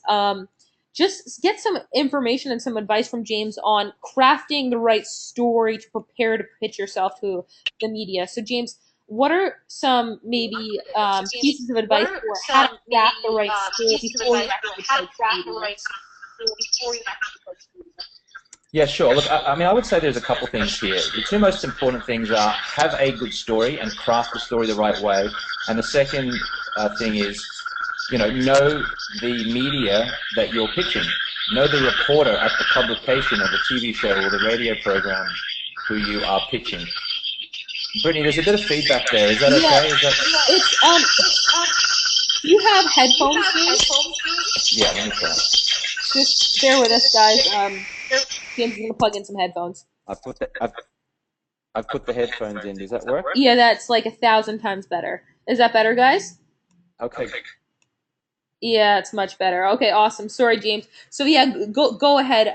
If you could maybe just repeat the last sentence, that'd be awesome. Yeah, what I was just saying is there's two things when you want to generate press. And the first thing is you've got to have a great angle. You've got to craft the story. You've got to make it interesting for whoever it is that you're pitching. And the second thing is you've got to know a reporter, or you've got to know the content of the publication or the TV show or the radio show that you are pitching. Let's just deal with the media organization first, okay? Sure. The main thing is really relationships with the correct reporter or the correct editor. Okay, now let me give you an example. If you're working in the female space, okay, for example, let's just say you have a women's product. It might be makeup, it might be beauty, it might be something like that. You want to draw up a list of publications. Let's just use print as an example, magazines or newspapers, and where you want to get your story published in. So, for example, you might go to Cosmopolitan, you might go to dailymail.co.uk, you might go to CNN, and you would find out who is the female reporter or the female editor of those publications. Then you want to, once you've got that name of that person, you want to familiarize yourself with all the stories that that particular reporter or that particular editor has written in the past, 4, 5, 6 weeks. So that means doing your research. So, Brittany, I'm not sure whether you can pull up your screen there, but I just wanted to show everyone what I mean by that. If you go to dailymail.co.uk. Okay, I'm on my way there now. If you type that in, and you go on to female, you hit the female section there. Oh, yeah. Okay. And let's have a look. Okay, so you can see a story there. There's 3 women and 3 babies, okay? So click on that story right there. It's a story about we had babies on the same day as Kate. Obviously, the royal baby was born this week. And this is in the female section, okay? So have a look there. You can see a byline by Joanna Moorhead. Okay, Yes. so if you click on Joanna Moorhead, that will bring up all the stories that this female reporter has written in the past, 4 or 5 weeks. Right. So you see there, like, we had babies at the same time as Kate. What's another story there? When my 4 girls shriek, I hate you, I know I must be doing something right. Rows with teenage daughters are good for you both, says one battle-scarred mum. And it just goes down the list. One grew up in misery, the other privilege, etc., etc. So now you know a lot about Joanna Moorhead. Now you know what types of stories that she writes. Now you know that she writes about women's issues and female issues. So let's just say, let's go back, you've got a women's product, it's makeup or whatever it is. Yeah. What you would do is, the next thing you want to do is you want to suggest 3 story ideas to Joanna Moorhead. Okay, so you want to say to her, Joanna, I really liked your story from yesterday or from last week about, baby names or whatever it was, whatever she wrote about. I think your readers would really be interested in another angle to do with babies. For example, and then right there you would insert your story idea. And then at the end of it, you would say, I own this particular product, and I would be happy to comment, for you in an article about why this is relevant, etc., etc. That's just a very rough outline, Right. okay? But the bottom line is that you want to do your research on the reporter and on the media organization beforehand, and then you want to make their job so easy that you just give them story ideas. Give them story ideas. Would it be a good idea? So let's take the product earlier. So how to eat healthy and party like a rock star. Yeah. So would it be a good idea for anyone who once they have an idea, once they have a product idea, should they kind of come up with 3 different angles? And one person asked a great question, like, how would you approach, or could you define a great angle? Like, what's your process for coming up with story ideas or angles? Yeah, the best story idea and the best angle is something to do with a trend. Okay, so what's the latest trend in the diet space at the moment? Yeah, Lincoln. So Why don't you go ahead? Sorry, I'm linking it. Why don't you go ahead if you know much about this? You probably know a little bit more than I do, but I know, James, you're really big into healthy things these days too, like juicing.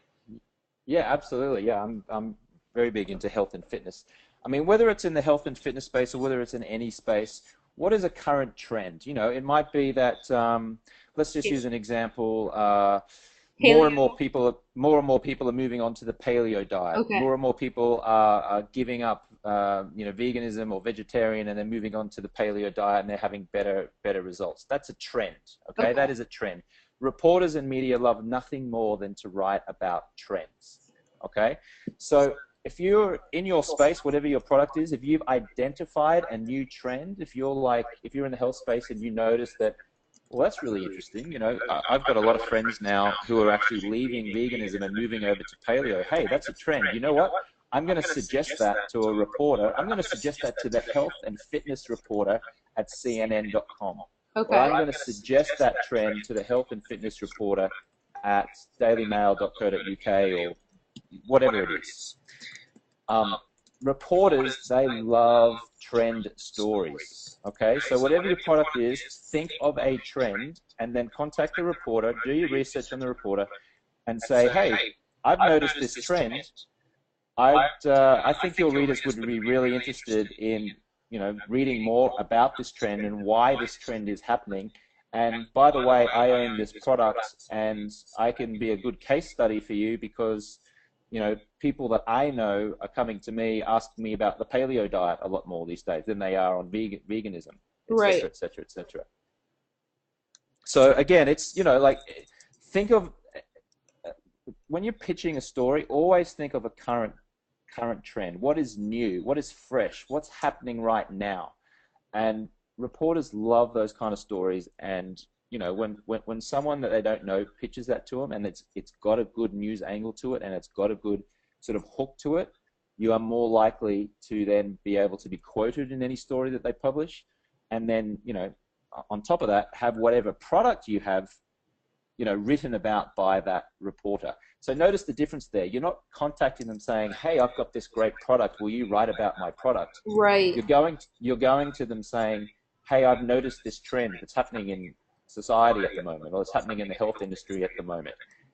And then the way to get your product written about is to use your product as an example of that trend.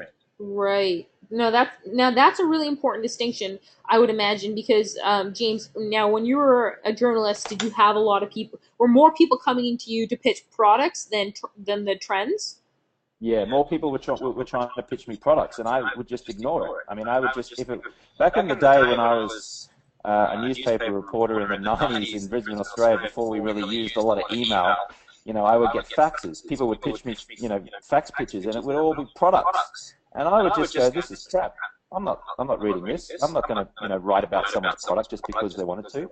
But when someone pitched me a trend or something interesting that readers in general would find out, would find interesting, then I tended to write the trend story and still write about the product that the person had mentioned in their original pitch.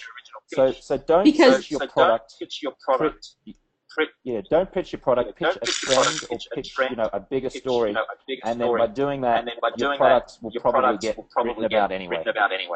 because really and it comes back to your point earlier, it's really what makes your job easier. You don't want to add more work to this person's already busy day. You want to make the job easier. So if you're kind of like handing them a news story, then that you're much more likely to get written about, is what you're saying.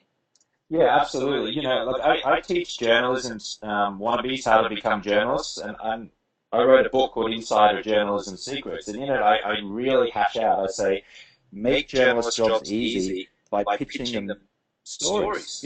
Give them three stories. Here's story one, here's story two, here's story three. Here are three story ideas that I think your readers would really appreciate and really like. Yeah. Here they are, and if you want to know more, give me a call, and I'll be happy to tell you more. Now, guys, I'm gonna share them, James, if it's all right with you. I'm gonna share them a few different resources. So one thing that you mentioned was create a database or create a list of all the publications that write about your particular topic. So what I usually do is I'll go to Google and I'll search Google image search. And this is kind of like a little hack that I developed while I was launching my Indiegogo campaign. So what I'll do is Google's got this really cool tool where you can search for images and see where they've shown up. So what you want to start by doing is going to Indiegogo, and you want to find campaigns that are in the same niche as yours. So if you're in the gadget niche, you want to go find other gadgets. If you're in the female niche, you want to go find other female related products. Products that would have similar demographics. And then what you do is you go and you take one of the photos. So I'll open this, I'll just right click and I'll say open image in new window. And I'll get the URL up here. So I'll take the URL, and then what I'll do is I'll go back to that link right here, and then you press this button, search by image. And it says paste image URL, and you just enter that right in there and press search by image.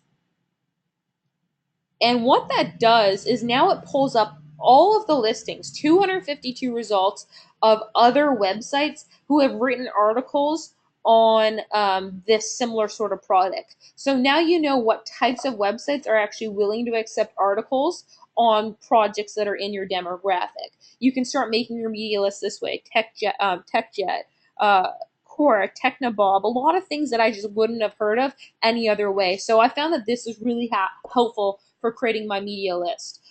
James, I'm not sure if you've used this technique before, if you've got any other advice on actually creating your media list, but this was something I definitely found very helpful. Yeah, that's great. I mean, just type in like health and the word reporter, or editor, health editor.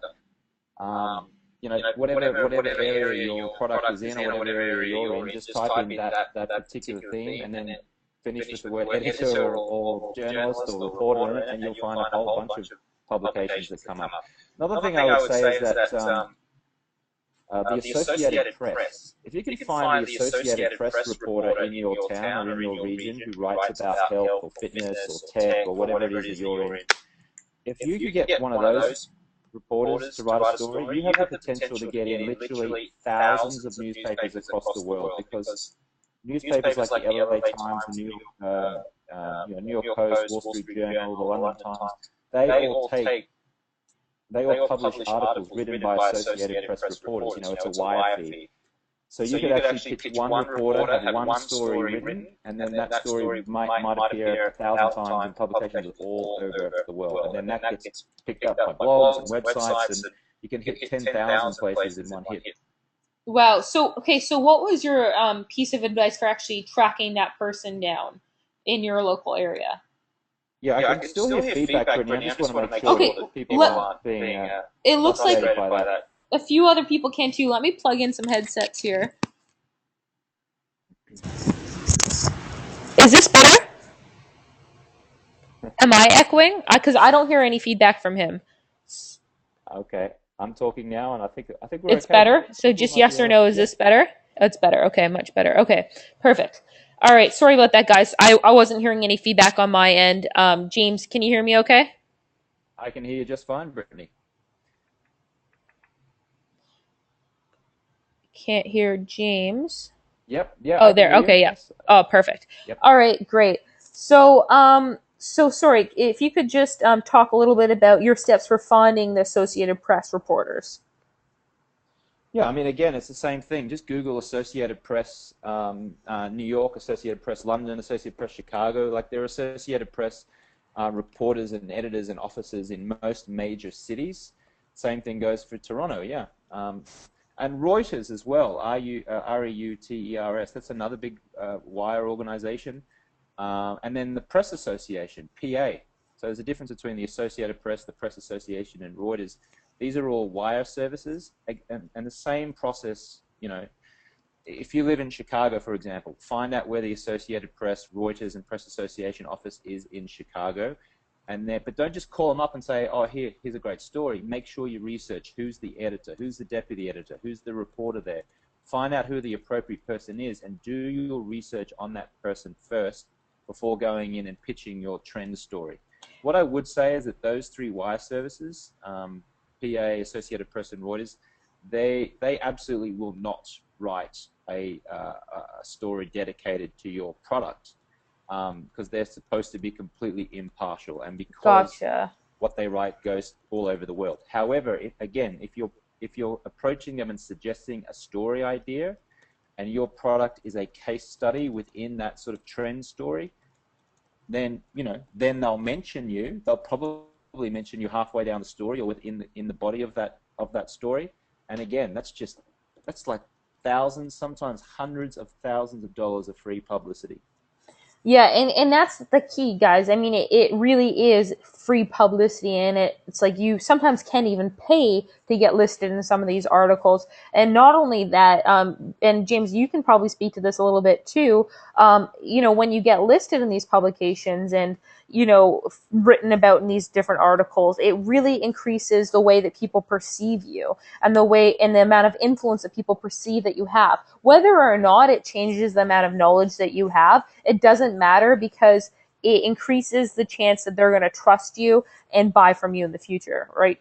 Yeah, absolutely. I mean, if you're published on CNN.com or you're on CNN for anything, you can then put on your website as featured on CNN. Yeah. I do it. I mean, I have a website, jamesswanwick.com, and I put that there, as seen on ESPN. I used to host SportsCenter on ESPN. I was featured in the Sydney Daily Telegraph newspaper. I've written for The Sun over in the UK. I do the same on my journalism book website, Insider Journalism Secrets. Wherever I've been, I put the logos up on the site, and that just gives you instant credibility. So if you guys are smart enough and fortunate enough to get published in any of those, sort of marquee media, right immediately afterwards, write on your website as featured on CNN, as featured in the New York Times, as featured in Wall Street Journal. Because when people land on your webpage, then they go, wow, this person's someone, this person's like legit, this person's the real deal. Yeah, absolutely. I mean, it really changes their perception on you because all of a sudden you go from being a nobody to someone they can now tell their friends about. And I always think about, when you tell your friend and you're like, you've probably been in this situation before when you're like trying to like tell your friend or your parent or your children about a new product or a new idea or something that you kind of want to buy. You are like kind of pitching them. You're like, oh, this person's also featured on CNN and TechCrunch. And you say those things because it's for some reason it acts as a credibility builder because someone else that you've heard of has now vouched for them, and so that Yeah, really yeah. makes a difference. Yeah, absolutely. I remember that, you know, that movie with Al Pacino and Russell Crowe? I think it was The Insider, when Russell Crowe was the tobacco guy and Al Yes. Pacino's character was the 60 Minutes producer. And he was always saying, you know, let's just say Al Pacino's character was John Smith, who's like, oh, I'm John Smith from 60 Minutes. And people would always take his call. And in one very famous scene in the movie, he says, you know, if I take away the Smith from 60 Minutes, no one takes my call, you know? So Yeah. it's like if you say to people, I'm Jane or I'm John Smith or whatever, and I was featured on CNN or I was on ABC or I was on NBC, then people are going to take your call. People are going to take you seriously, you know? and and this is how you leverage crowdfunding. This is one of the great ways that you can now take your results from crowdfunding and your press from crowdfunding and leverage it into consistent sales, because now you can go to joint venture partners or prospective joint venture partners and other media, and you can say, as soon as you get into one sort of respected media in that niche, you can now say, oh well, TechCrunch featured me, or you can mention some other news media, and so then to this other reporter or to this joint venture, all of a sudden it becomes a lot less risky to take a look at you because you've been validated by this other news source. Is that right? Yeah, no, absolutely. In fact, go over to iwillteachyoutoberich.com. It's Ramit Sethi's website on you know, teaching people how to be rich, as the title suggests. But Yes. have a look at his front page. Look up there: ABC News, CNN, Wall Street Journal, Fox Business, PBS, New York Times, CNBC, Yahoo Finance. To the casual observer who's seeing this for the first time, Yeah, you look at that and you go, wow, you know, this guy is an authority in his space. totally. So, so guys, you know, like, you know, it's really, really important to get that authority. It's really important to get press for your brand, um, because as soon as you do that, then you can put the logo on your own website, and then, you know, this increases conversions, Brittany, because when people go to your site and they see that you've been in the New York Times and they see you've been on ABC and CNN, that trust factor just, it doubles, sometimes triples. Yeah. Yeah, no, absolutely. And the beautiful thing is he has as seen or as featured in CNN, as featured in ABC News. That's not implying that he worked at CNN or that he was a regular on CNN. It's implying that he's been on there No, once, that he's had one story, and maybe he's been on there more. But the point is, you literally only needed to get this one article, and the work that's involved in getting that one article, the research that's involved in getting that one article, is going to pay off literally for the rest of your product's lifetime, rest of your lifetime, because you can continue to leverage that as featured in, and that's going to constantly and always make you a higher perceived authority and give you more credibility for as long as that you show and display that. yeah, I mean, me working at ESPN, you know, obviously I worked there, but I've, you know, done a whole bunch of other things. That has really helped with my credibility. If you just go to jamesswanick.com really quickly, I'll show you. This is my website, and I can show you. I put there very prominently, up the top, Yeah, as featured on ESPN. as featured on ESPN. Same thing. That logo, that brand recognition. All of a sudden, people are like, "Wow," you know, like this Because person knows his stuff. You know. that's a brand that everyone recognizes. The truth of the matter is at a context, if someone's coming across you for the first time, if they've never heard of you before, to give them some sort of anchor that they have heard of before is just, it instantly makes them feel at ease and makes them think, okay, well, at least I'll continue reading. Maybe I will contribute to this campaign. Maybe I will buy this product because it's been it, in their mind, even though ESPN isn't necessarily endorsing this product or CNN isn't necessarily endorsing I will teach them to be rich, that's the connection that they draw in their mind, and it gives so much power because of it. That's right. Absolutely. Yeah. Okay, so let's see here. I'm just reading some questions. Do you have an example of an article where a product was used as an example of a trend in whatever niche that you could share? Peter, that's a good question. Off the top of my like right now, I don't have one, but I'll track one down and I'll send a follow-up email. I don't know, James, if there's anything that you can think of, an article where a product was used as an example of a trend. I can't think of anything offhand, but what I would say, like, you know, the royal baby was born yesterday, right? And Yes. Baby And you could see when products. we looked at, yeah, baby products. I mean, now is a perfect time to be pitching baby products with the hook of Wills and Kate and their new baby George. Here's another example. Um,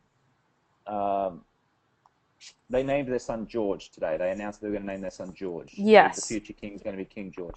So if you had a product that was, if you had an ebook or a book or something like how to choose your baby's name, for example, now Right. would be a great time to call up your local press and say, hey, now that that Kate and Wills have named their baby George, I can tell you what George means in astrology, or I can tell you, the trend, how many people are calling their child George at the moment, or how popular the word George is, or what the word George means, or where the word George comes from, or famous Georges. You could pitch a story that says, I can give you like a list of 10 famous Georges, like Boy George, for example, or George Michael, or George Clooney. And then in relation to that, you pitch your book on baby names. So you're suggesting 3 good story ideas there that are Yeah. playing off a current story, a current trend, and that the current trend is babies because the current story is the royal baby. So again, you're suggesting 3 great story ideas to an editor, and on the back of that, you're saying, by the way, I'm the author of this baby book, or I have this baby product, and et cetera, et cetera. Yeah, and so sometimes, like when I'm trying to find trends or whatever in a particular niche, I'll go to Google News and I'll just like Mm-hmm. search on the keyword and I'll see like what are some things that are coming up recurringly or in the last day or so, and get kind of Yeah. ideas from there. I mean, I just entered baby name. Obviously, the big thing, as you mentioned, is the baby's been named George Alexander Mm-hmm. Louis.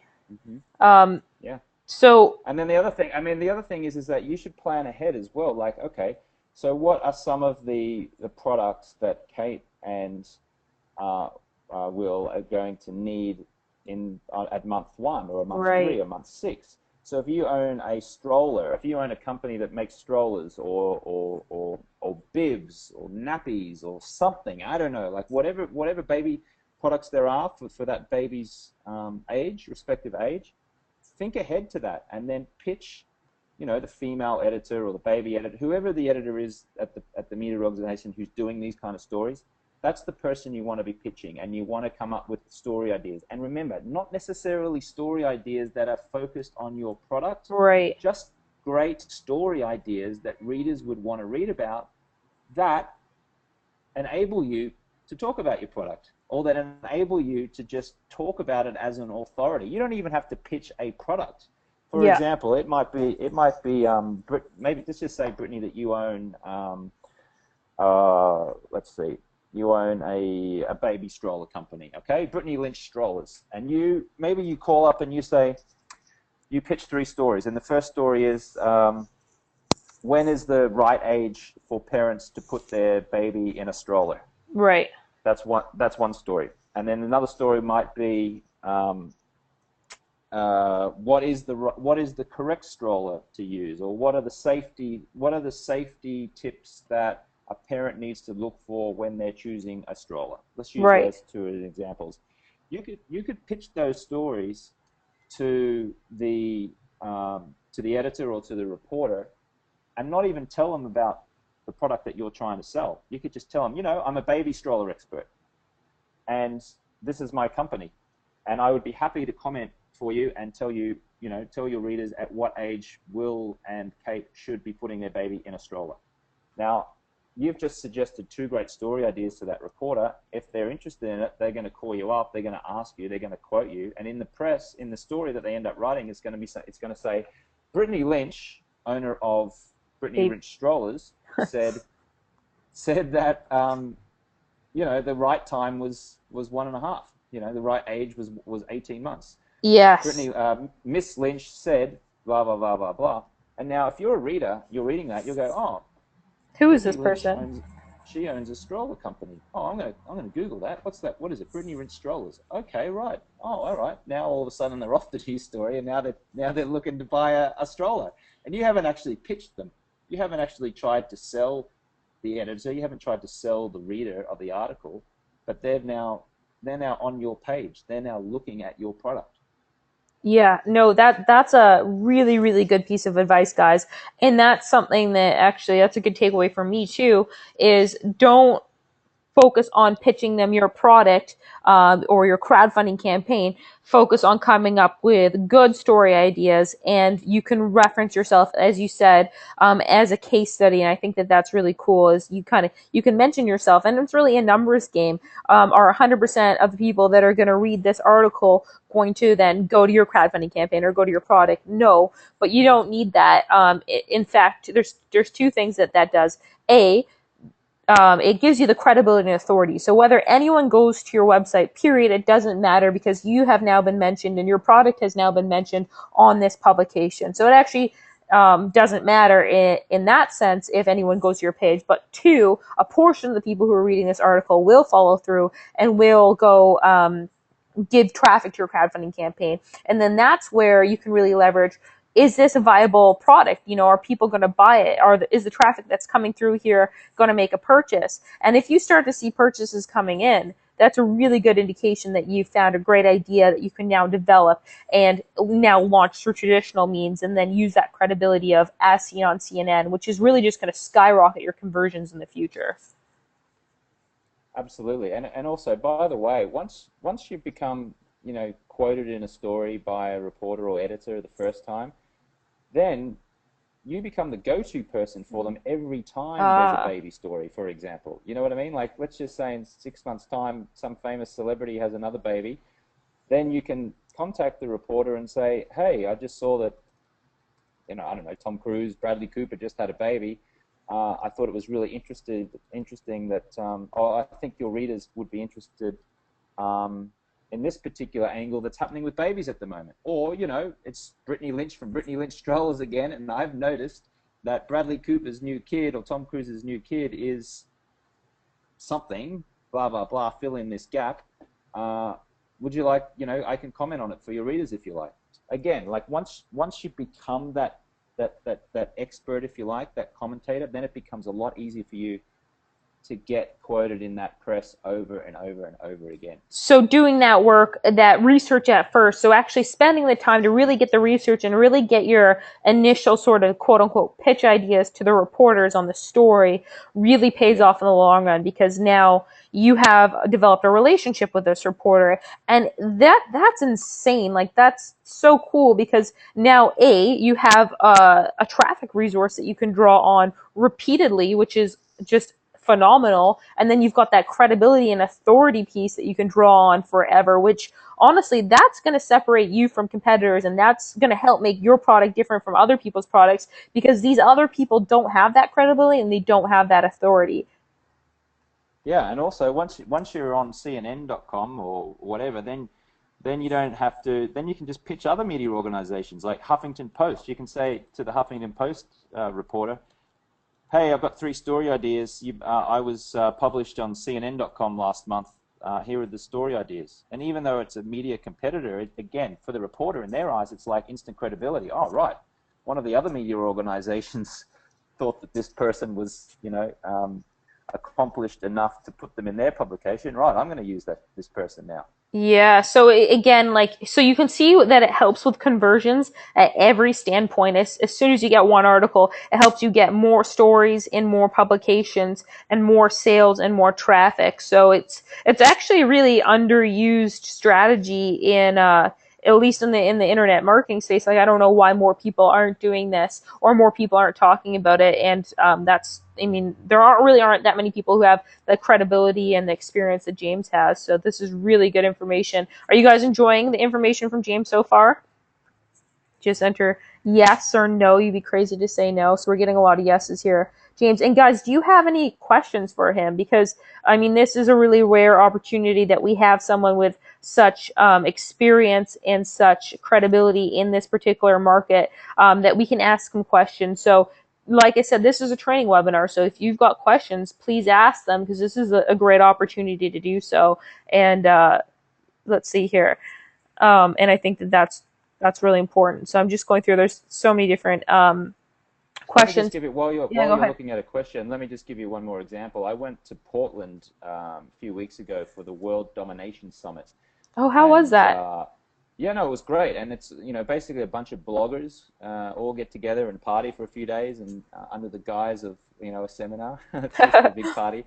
But I'm very new to the blogging world pretty much. But when I was there, I met like a good 20 or so bloggers with different websites.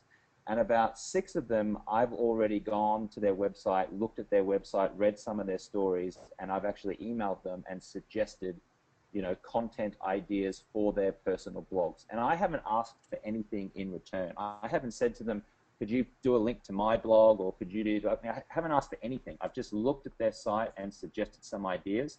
And now those same people are coming to me saying, will you guest blog on my blog? Can you write a piece on this? Interesting. So again, like, yes, your end goal here, guys, is to try and get the reporter to write about you, or to write about your product, or to mention you or mention your product.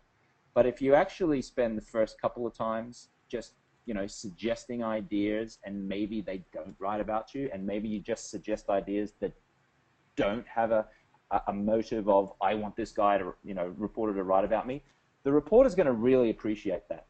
Who doesn't want someone contacting them and giving them free story ideas, great story ideas. So all of those bloggers that I contacted, they've all been so thankful and grateful, and now I've created that relationship with them. So in the future, Yeah. if and when I do want to, have a story published on their blog, which will drive traffic to my blog, I can just shoot them an email or give them a call and say, hey, I've created that relationship. Yeah, you've created a relationship, and I don't want to say they owe you, but there's kind of like a little bit of an uneven debt kind of there too. So if you provide that value first, and you go out of your way to continue to provide that value, it will come full circle back to you. And it seems Yeah. like the case where as soon as you get in that one blog or that one media publication, it makes the whole process so much easier, and it's kind of like it starts to tumble into place. I'd do this, I would do this. For all you guys listening right now, I would do this. I would think of 3 story ideas every week, right? 3 story ideas every week. Write them out, type them out in an email. Story idea 1, story idea 2, story idea 3. And sorry, by idea, can you just explain? So does that mean they have to actually write the article, or like? No, they don't have. No, they don't have to write the article Okay. at all. It can just be a suggestion for the newspaper, magazine, TV station, radio show, whatever, to do a story on your idea. Okay, Okay. so you don't have to write. You don't have to write the story. You don't have to do any of that kind of stuff. You just have to pitch a suggestion that the Okay. reporter would write. Okay. So I Gotcha. would come up with 3 ideas every Monday, and every Monday morning I would email those story ideas to, let's say, 6 different media. So draw up a list. Yep. For example, see if it was health and fitness, go, I'm going to email these 3 ideas to CNN Health, to Huffington Post Health, to dailymail.co.uk Health, to babyboomers.com, whatever the media that you want to pitch is in. And make sure that you personalize each email. Make sure you put the editor and reporter's name on the top of each email. Make sure you mention that you liked their story that they wrote a couple days ago. Okay? Right. Make a reference to that, and set a schedule that you do that every Monday morning for 4 weeks. Do that as a test run and tell me. And I would love to hear what happens. And I guarantee that, awesome. I guarantee a lot of you guys are going to get. At the very least, you're going to develop a relationship with that reporter, who's going to love the fact that over the course of 30 days, they have 12 story ideas from you. And if you're pitching them 12 story ideas, that's 3 story ideas once a week for 4 weeks. Yeah. At some point, it might not be in the first email, it might not be in the second, maybe it's in the third. At some point, they're going to quote you in a story. They're going to write about you. They're going to quote your product. They're going to talk about your product. Okay, don't get disheartened if they say no or they decline you initially. Just keep going, keep offering them content, keep offering them value, keep giving them story ideas. That is an awesome activity. Actually, I'm going to start doing that. And actually, that is just such a low hanging fruit that every single person can, doesn't matter where you're at in your business now or in the future, if you nurture these relationships and develop them, at some point you're going to have need for press or media. And if you already have this relationship, that's just a phenomenal activity. So I know I'm definitely going to do that, guys. How many of you are going to take action and kind of do that? Because I think that that's a really awesome activity for you guys to do. So that's a really good piece of advice. Now, James, do you mind if we ask you a few questions here? We've got some great questions coming in. Go for it. Okay, so Tim's asking, what about using a newswire? And some people might not know what a newswire is. So maybe you could explain that.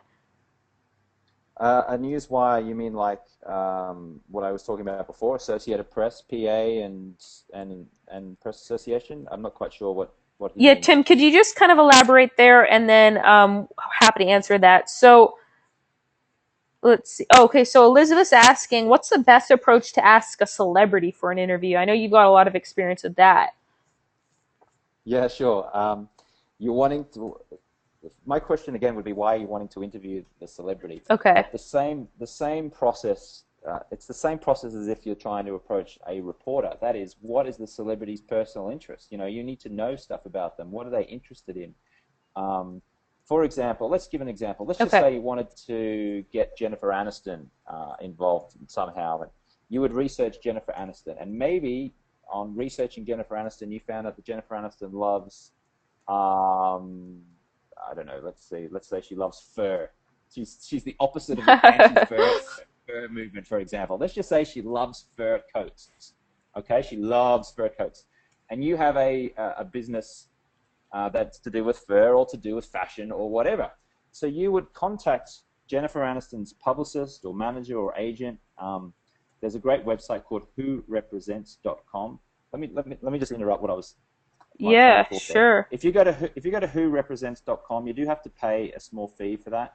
You can type in the name of any celebrity and hit enter, and the celebrity's publicist, the celebrity's manager, the celebrity's agent, and their phone number and email address all comes up. Wow, that's huge resource. Guys, write that down, whorepresents.com. I had no idea that existed. That's really useful. Yeah, that's a good little trick from when I was interviewing celebrities back in the day. I wanted to find out how I would get to these people. So back to the fur example.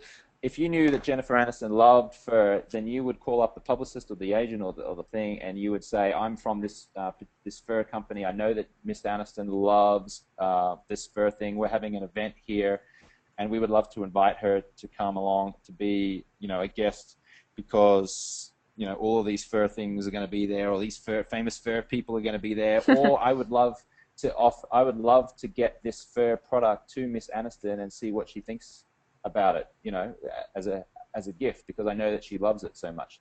Now, if you're coming to her with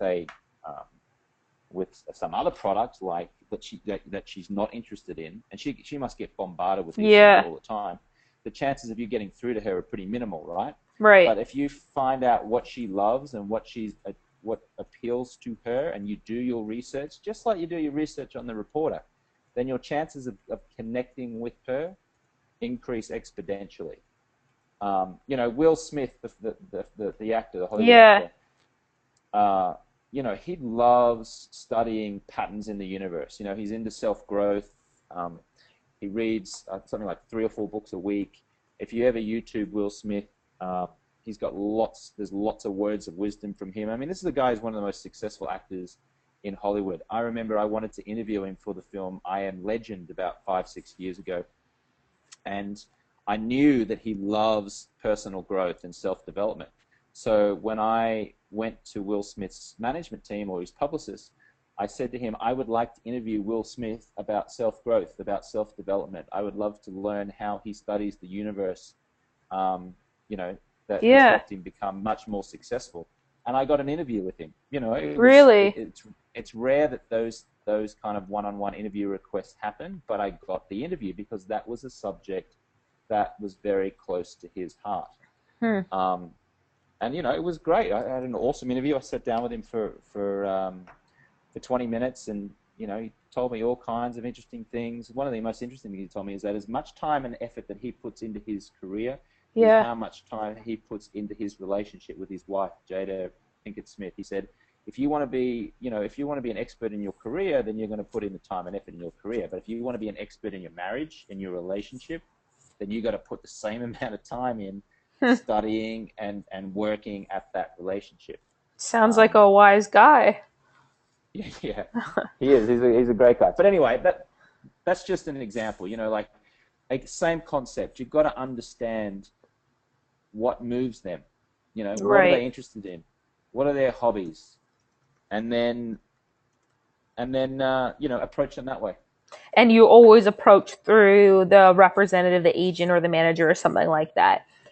I mean, unless you know the person personally, or Yeah. you know a friend of them, it's pretty hard to do it. But yes, go to who represents, find out who their publicist is. I would go through the publicist. The manager and the agent, probably not so much. They'll put you onto the publicist. And approach the publicist. And look, is it? Go ahead. You're approaching Hollywood celebrities. You're going to get more no's than yeses, but let me tell you this: 99 no's and 1 yes, it's still a yes. Yeah. Yeah, and then again, you've got that as a credibility piece for the rest of your life. I mean, that's really cool. Now, is getting the publicist on the phone sometimes difficult? Yeah, getting the publicist on the phone is very difficult. More often than not, you'll have to contact them via an email. Okay. More often than not, you'll probably have to write to them via the publicist's assistant.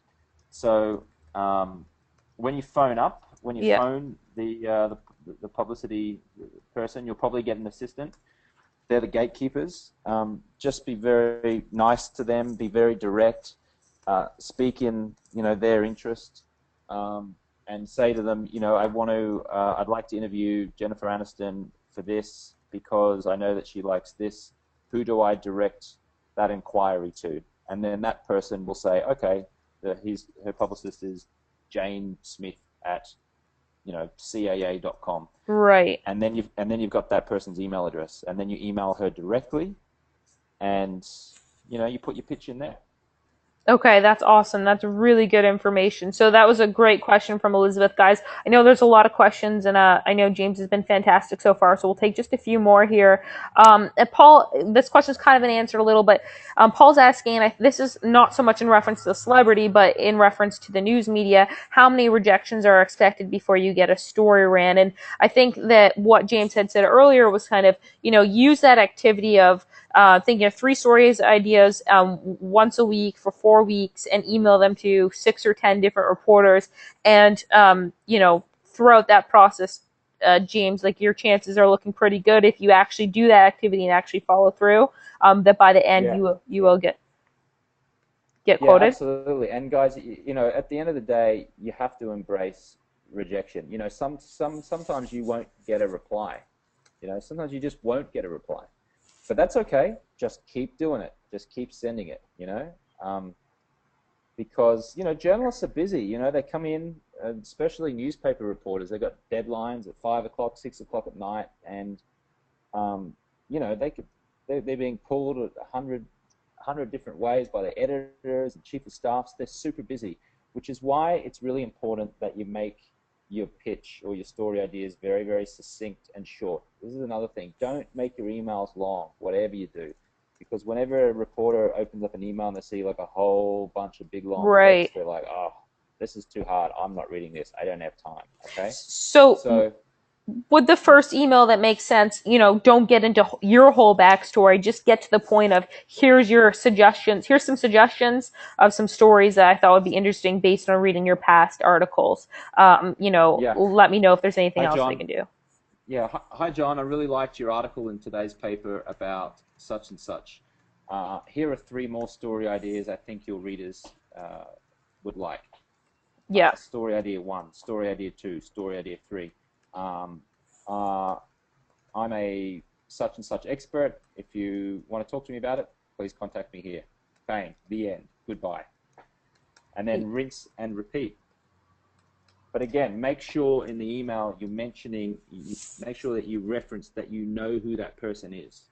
Right. Like you know what article they've written previously. Yeah. You know what coverage has gone on their website or in their newspaper or on the TV show beforehand. And just all you need to do is take a few words, take a sentence, but just make sure that reporter knows that in the first sentence, you know who that person is. Yeah. You know, like, It's kind of like a compliment. Kill them with kindness. yeah, absolutely. Absolutely. Yeah. No, I that mean, that go yeah, ahead. I'm trying to give you an example. You know what? I think I can give you an example. I got an email yesterday from one of my customers, and she bought one of my books, Insider Journalism Secrets, and here it is here. So this woman is in. She goes, "Hello, James. My name is Rosario Grajales. I'm a journalist and I was a news anchor in my country, Panama. Now I live in Vegas and I'm doing a few things. I bought your book about celebrities and it was very interesting. I bought it because I'm looking to do something similar here. Your story is awesome and I like to read the things on your website. Congratulations and best regards." And that was it. Yeah. Now that was a really nice compliment. Okay, she's spoken to me about what I've written, what I wrote resonated with her. She's going to use the content of my book in her own life, and I've got that. And what do you think I did? I replied. I wrote back to her, because who doesn't love flattery? Who doesn't love Yes. having someone contact you and email that I don't know this woman, never met her. I know she bought my book. I'm thrilled that she did. But in the first sentence or two, she's telling me how she knows me and that I've impacted her life. So of Yeah. course I'm going to communicate with her. Yeah. Yeah, so that's a perfect example, and I think that this sort of formula, if you guys can see my screen, is is great because you're right. Like, read a busy person, even if they wanted to read every single email that they got, which they probably don't. Um, when they get a big long email, it's like, oh, now I need to read this. I have to take the time to respond, and it just gets pushed back and pushed back and pushed back. So having something like really clear and concise like this is just awesome. So the exercise that James gave you earlier on of coming up with 3 story ideas a week and then emailing 6 or 10 reporters a week these ideas in this sort of format that I've got highlighted on the screen is just fantastic. And I'm going to start doing that because really what you want to do is start building your database of reporters. Now, yeah, this can be used for crowdfunding. It can be used for your other products. But at the end of the day, this is a really great traffic forum as well as credibility and authority builder. And that's what you need to be thinking about is really what you're thinking about is if you want to start developing passive income online, you need to make yourself into someone who's credible, who has authority, and this is a great traffic source. Those are all going to help make you convert your product and get a better response rate. So that's just amazing, amazing advice. Now, I know Barbara's asking, are there any doubts when approaching a media? And I know I'm going to kind of recap some of them because I know some of them James has already said. So I'll just kind of give him a break for a minute. But don't write really long emails is a big one. Don't go pitch your product and make it all about you right away. Do develop that relationship first, and over time they'll eventually start quoting you. And he said embrace rejection. Other big don'ts. What's some other big don'ts? Are there other big don'ts that come to mind, James? Yeah, don't hound them. Don't send them an email every day, and just do it once a week initially. Um, a big do is pick up the phone and try to get them on the phone just once a month, and try and have a voice conversation with them. The best way you can do it is in person, but a lot of them are office bound and you don't want to turn up on their door. But phone them. Don't just email, because an email can get lost amongst a sea of other emails. So on occasion, pick up the phone and give them your pitch. And if you have to leave a voice message, don't ask them to call you back, without explaining what it is. Just say, "Hi, it's John Smith. I'm a reader. Loved your article this morning. Here are 3 story ideas: story 1, story 2, story 3. If you want to go into more detail, you can call me back at this number." Bang. Awesome. And then follow up with an email. So leave that voicemail if you don't get them on the phone, because it's probably tougher to get them on the phone, but you can still let them hear your voice and hear your sincerity on the stories that you're pitching them. And then the 1-2 punch would be following up with an email. So you've doubled your chance of at least getting them to hear what you're saying, and the very least, regardless of whether they take any action that time, they'll hear your name and they'll hear the story ideas, and maybe that will translate into something. Yes. And you're now one step further ahead than you were before. Yeah. And go ahead. No, go ahead. Sorry. Well, I was going to say Paul has a good question, and I'll take a stab answering it first, and then I'll let you go ahead and take a stab, James. But he says, what order should I do this in the overall plan? Should it be after I've got a successful idea on Indiegogo and have then got a website? So, Paul, my answer to that would be literally start this activity tomorrow or as soon as you've got your idea. Start thinking of story ideas relating to the topic of your idea and reaching out to reporters, because realistically, you're probably, some of you might launch your Indiegogo campaign tomorrow. The information you certainly can, but realistically, how life gets in the way and that sort of thing, you probably won't for a week or two. So that will give you at least 2 opportunities to reach out to reporters where it's all about helping them before you even ask for any help or before you even drop any mention of your Indiegogo campaign or your website. And then once it's launched, I guess this is a good question for James. James, would it be better to contact them in advance before launching or waiting until, they're a 50% funded project, or do you have any sort of advice there? I would probably wait until it is. I mean, as soon as the site's up, draw attention to it. As long as there's a good story behind it, Right. as long as you can find the generic trend, as long as you can see why readers of their paper or viewers of their show would find it interesting, just do it right away. Yeah. I mean, look, a perfect scenario is that there's some validation there that people are contributing to your campaign, and a reporter can see that. But if it's a good enough story, you can get them interested in writing about it on day one. Yeah, and we've got a lot of people complimenting James is giving great information on how to vary the attempts and the messaging and capture interest over time. So a lot of people are really kind of complimenting you on that. We've got, let's see here.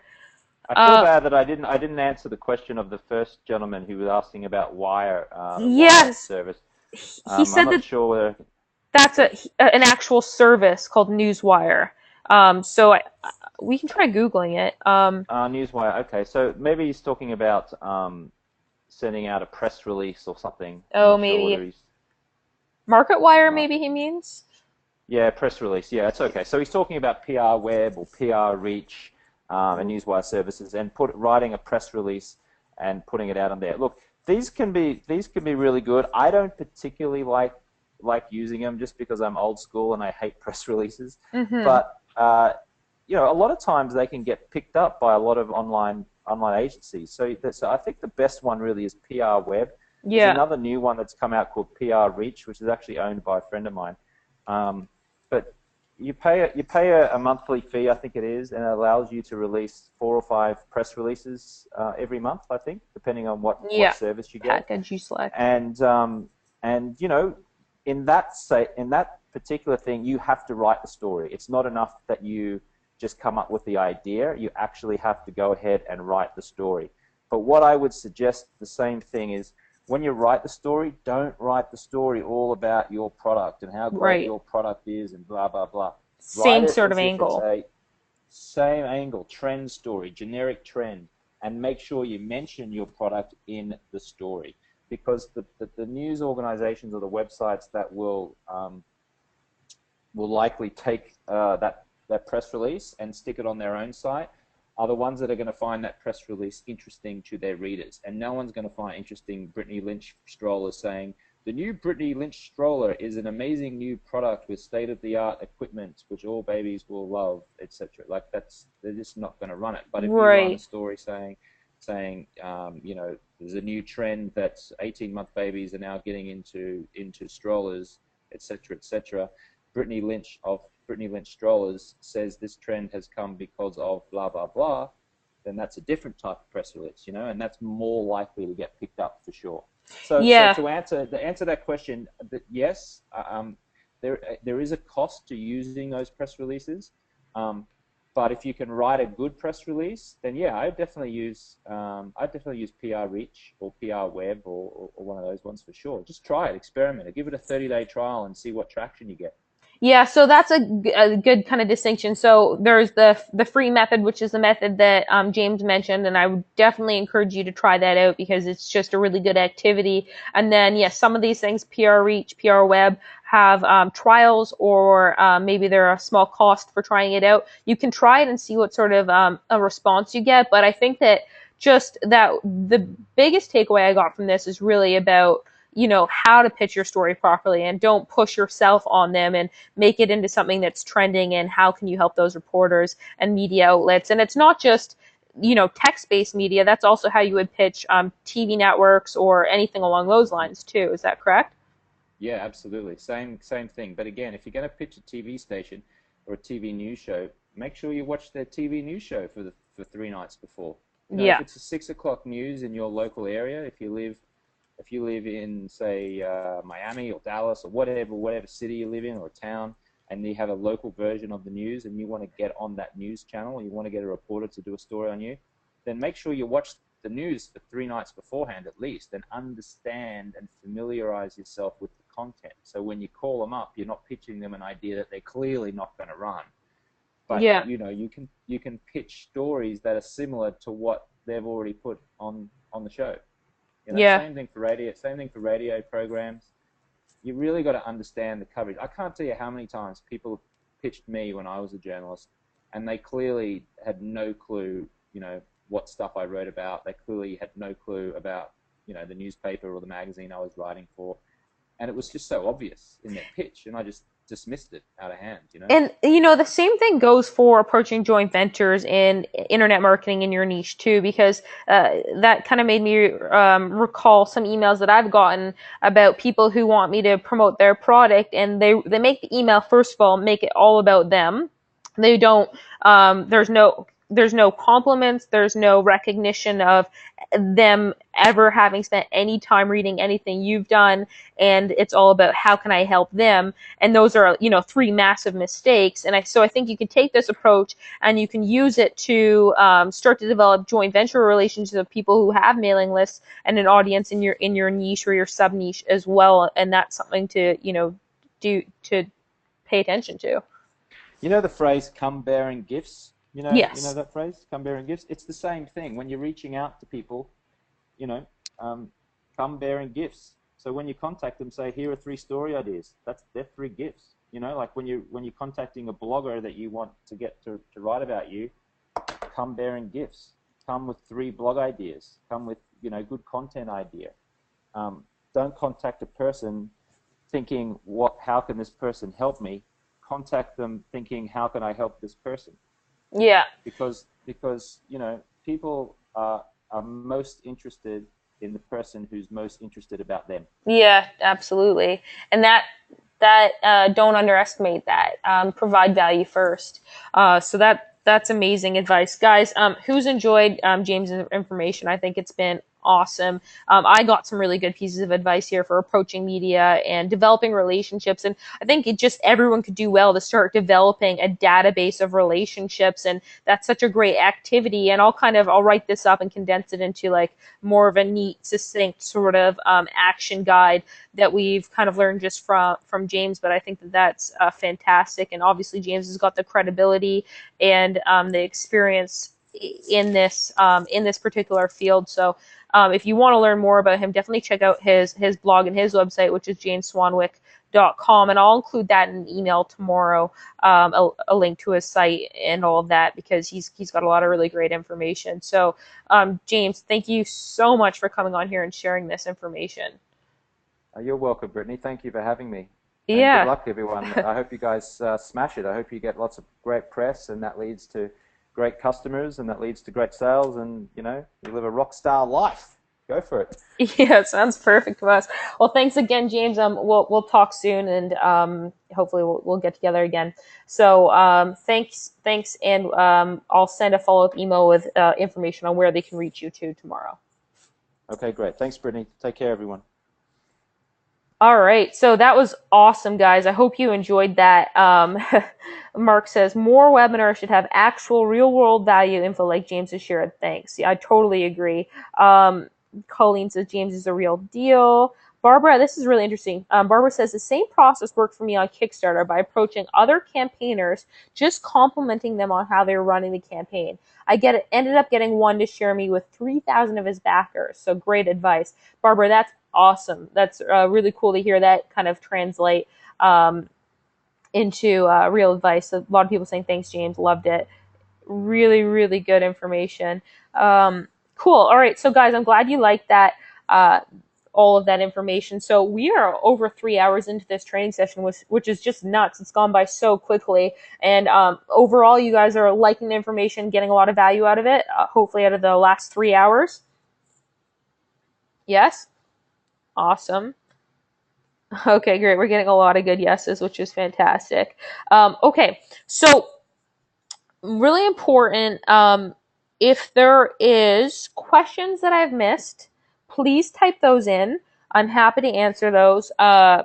Let's see here, and we're gonna keep going training. I said the training would be from 6 to 9 p.m., but we're gonna keep going for a little while longer, anyways, because I want to share a little bit more on the traffic plan.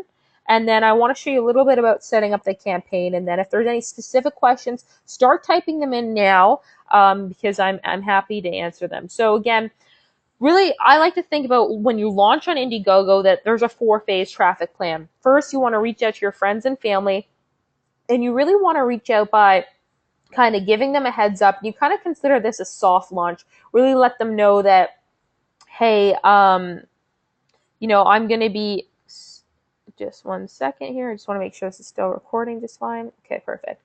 Just let them know that really, this is a project and this is an idea you've been working on for a little while. You've got a lot of interest, and here's the deal. We're launching at this time. We could really use your support. If you can contribute and actually purchase the product, that would be best case scenario. But recognize that if they're not in the financial position to make an investment, then ask for them to share it with their social media. Because if they can't invest financially, then probably if they're family and friends with you, they'll probably at least share it on their Facebook with their friends and family. And that can add to hundreds or thousands of extra hits coming to your website. So that in and of itself is kind of a really nice strategy to get some initial traffic to your page. So that's what I did, and I found that really successful. I definitely got some really good backers from family and friends, and not just family and friends, but people that found me through family and friends on their social media and that sort of thing.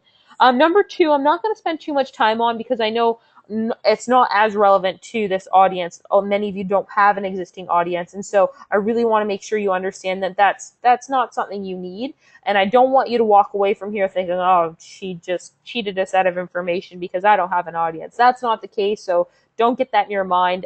There's so much good actionable information on this webinar and on this training that I don't want you kind of like having that sour taste in your mind. Really, if you don't have your own audience, then start focusing on JVs, bloggers, media, and press. And what a great strategy that James shared with us. Each and every one of you, as soon as you have an idea for the niche that you want to go into, start building your media relationships with that activity that he outlined by coming up with 3 story ideas, emailing 6 to 10 reporters every single week with those story ideas.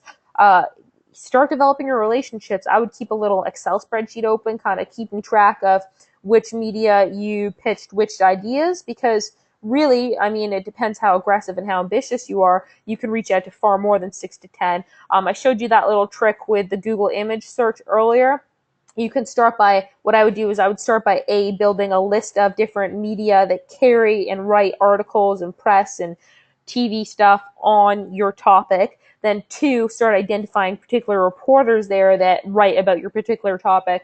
And then 3, start emailing those specific reporters at those publications, those articles. So I think that's going to be really important. So we've got some good questions coming in here. I'll take a look just a second.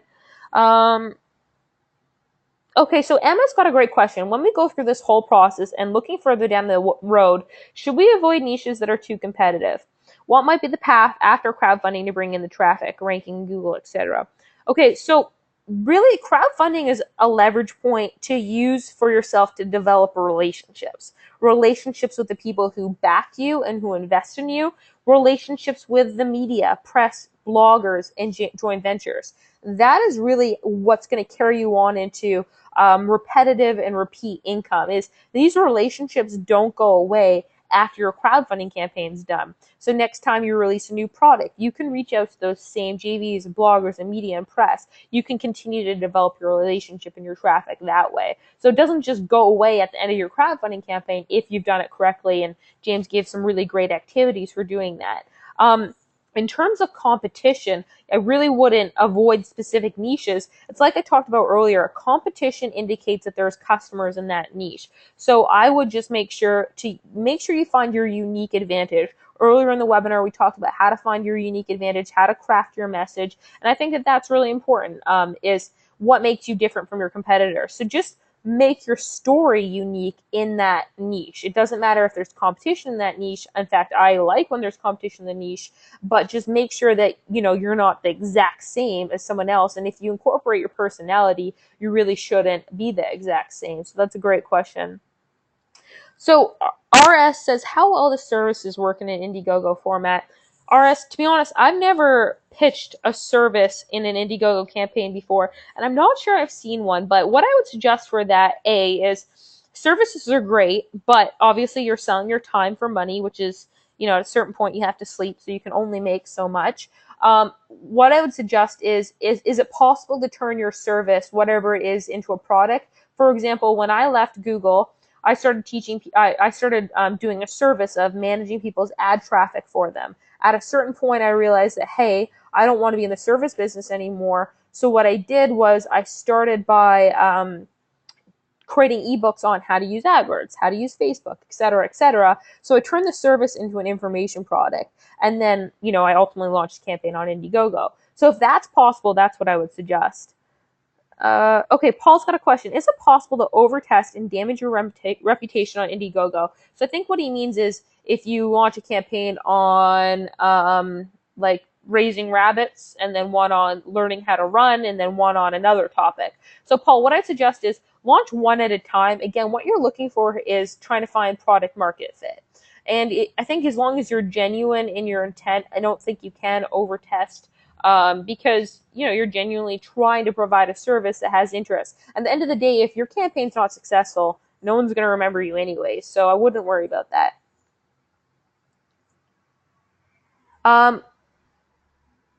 Okay, so Rebecca is asking, where do journalists go when they're looking for stories? So actually, James had a really good strategy for that, and that was more of a proactive strategy of actually reaching out with them about stories and suggesting and actively building relationships with them, rather than listing yourself on some sort of website and hoping that they contact you. Let's see. Just going through here. Questions.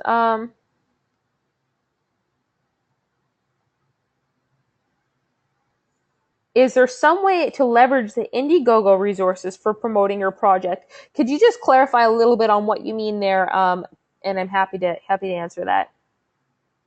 Yes, Donna, you will get a copy of this webinar for sure. So Peter asks, how much time did it take to complete, in general, each step needed to successfully launch your idea and product on a crowdfunding campaign? For me, it took a week to pull it all together for my first campaign. That involved, first things first, is kind of coming up with your idea and crafting your story. You can do that in an afternoon. It really just depends on how engaged you are in the process. Then from there is filming your video is very important. Getting your message down and thinking about, what do you want to tell your audience? Thinking about, okay, well, if I am going to create a product in this niche, what product am I creating? So I would probably come up with your table of contents at the very least, so that you know what's going to be included in that product, because you need to tell your audience, okay, this is the product that I'm going to create, this is the topics that are in this product, and so on and so forth. And from there, that's what goes into your rewards. So again, your rewards are really just your product.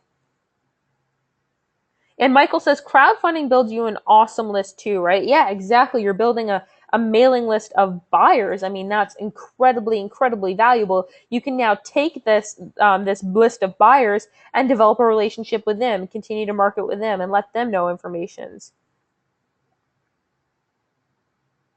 So Nicole's got a great question. What happens if your campaign is not successful? You've promised people something and you didn't reach your goal. What do you do then? Well, So as mentioned, and let me show you here on Indiegogo, and this is why I would recommend Indiegogo over Kickstarter, is something called flexible funding. So you can see this is a perfect example. This company only wanted to raise $110,000, and they did 1.1 million in 30 days on Indiegogo, which is crazy. So I mean, that's the cool thing about crowdfunding is your product can really go viral, especially with like the tips with the press and that sort of thing. Like you can really get a lot of attention here.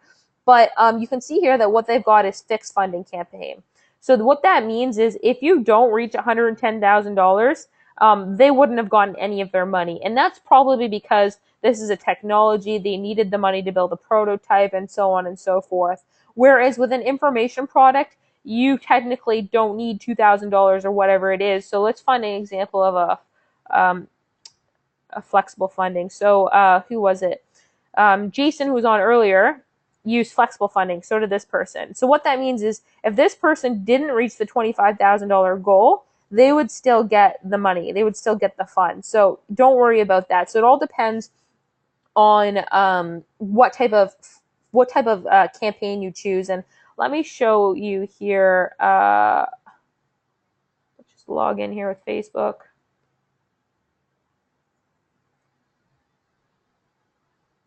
And I'll just show you where you select that. So it's actually really easy to create a campaign.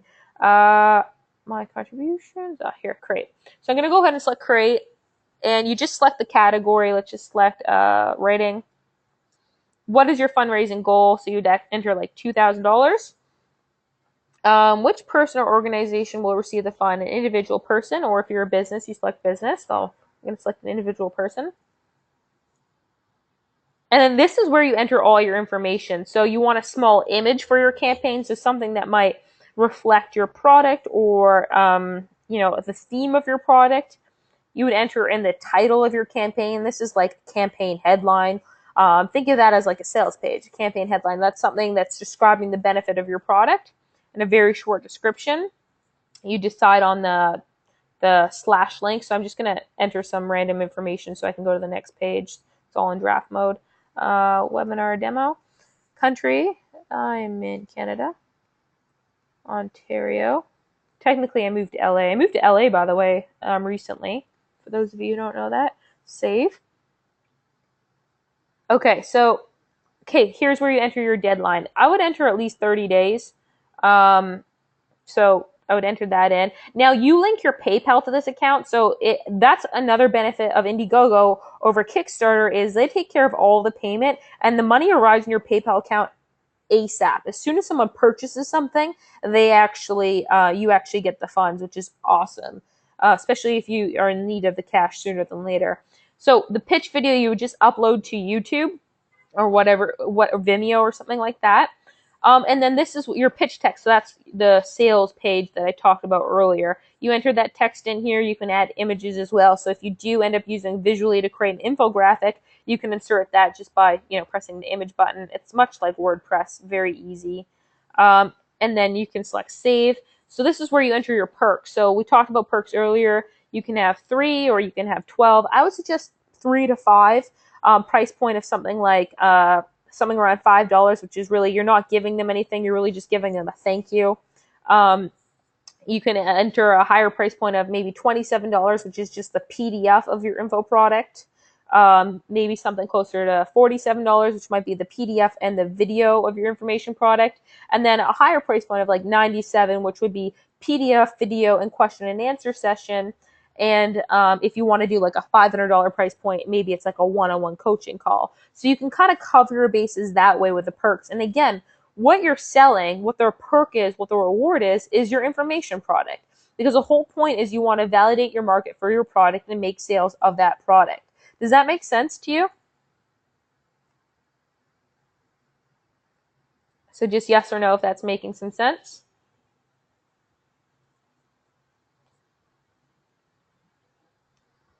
All right, perfect.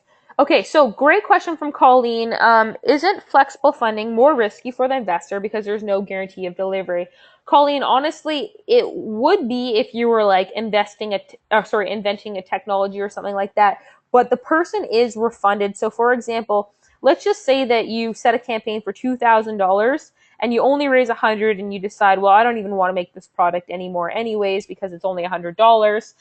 Well, then you can just refund them. You can cancel the campaign and the money will be refunded. So it's not risky. I mean, just be genuine, be honest about it. Don't like steal anyone's money. Just be transparent about the process. If you decide that the product's not going to be made because you decided against it, then you cancel the campaign and the money will go right back. Okay. Let's see. Mark Tyler says, would it be good business sense to kidnap Kristen Bell's new baby in order to compel her to do the video for our campaigns? Well, it might be good business sense, but you'll be tossed into jail, so it would be short-term return, that's for sure. Sandra says, can we use a PLR product as a perk? No, don't do that. Because again, the whole point is the perk is your product, okay?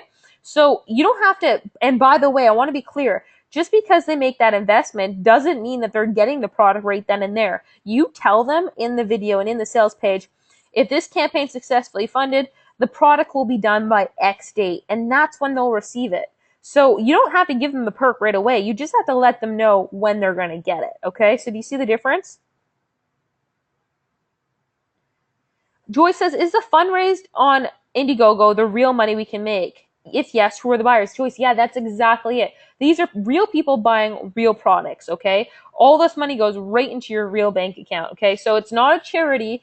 This is a business. You're making sales on a crowdfunding campaign. It's just you're tapping into a market of buyers that already exist there, and then you're using the traffic methods that are outlined by James earlier. So, yeah, absolutely.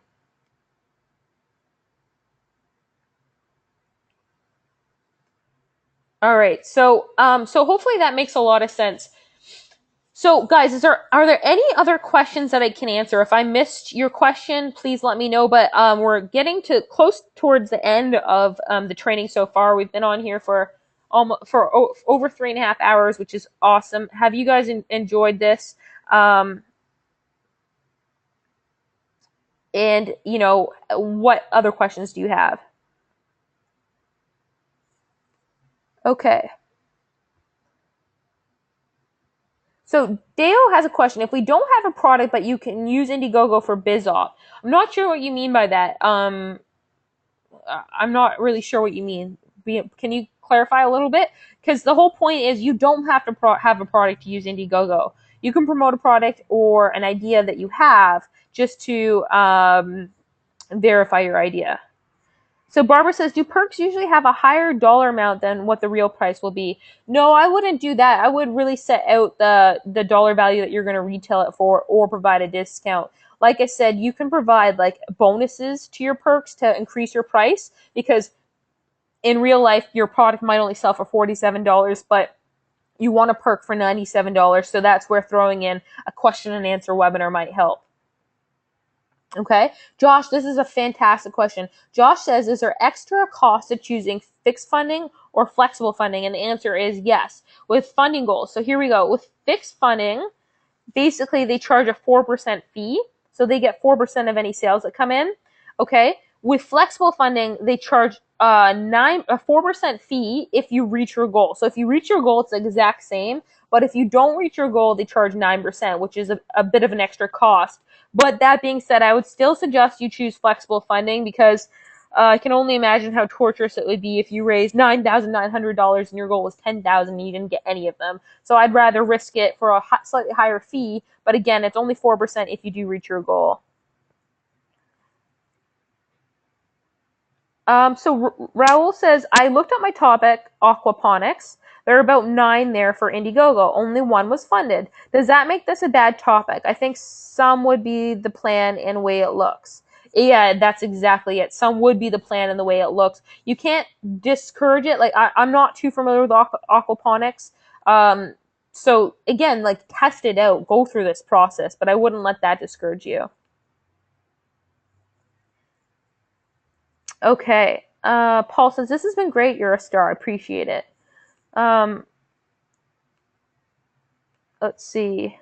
Yeah, another great benefit, Eric, great question. Another great benefit of Indiegogo, his question is, does Indiegogo track traffic and conversions? And the answer is yes. You can actually run an affiliate campaign using Indiegogo, and you can actually have a contest. So let's say you get news media to promote you. You can say, hey, I'm actually running a little bit of a contest, and if you send more traffic here, we'll give you a prize, or we'll give you some sort of money or what have you. So totally, there's link tracking. Kickstarter doesn't do this.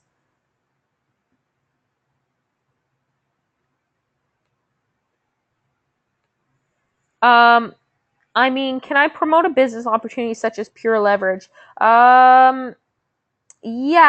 but I wouldn't. I would use this to really build your own brand, and you're gonna make a lot more money doing that. That's just my honest opinion.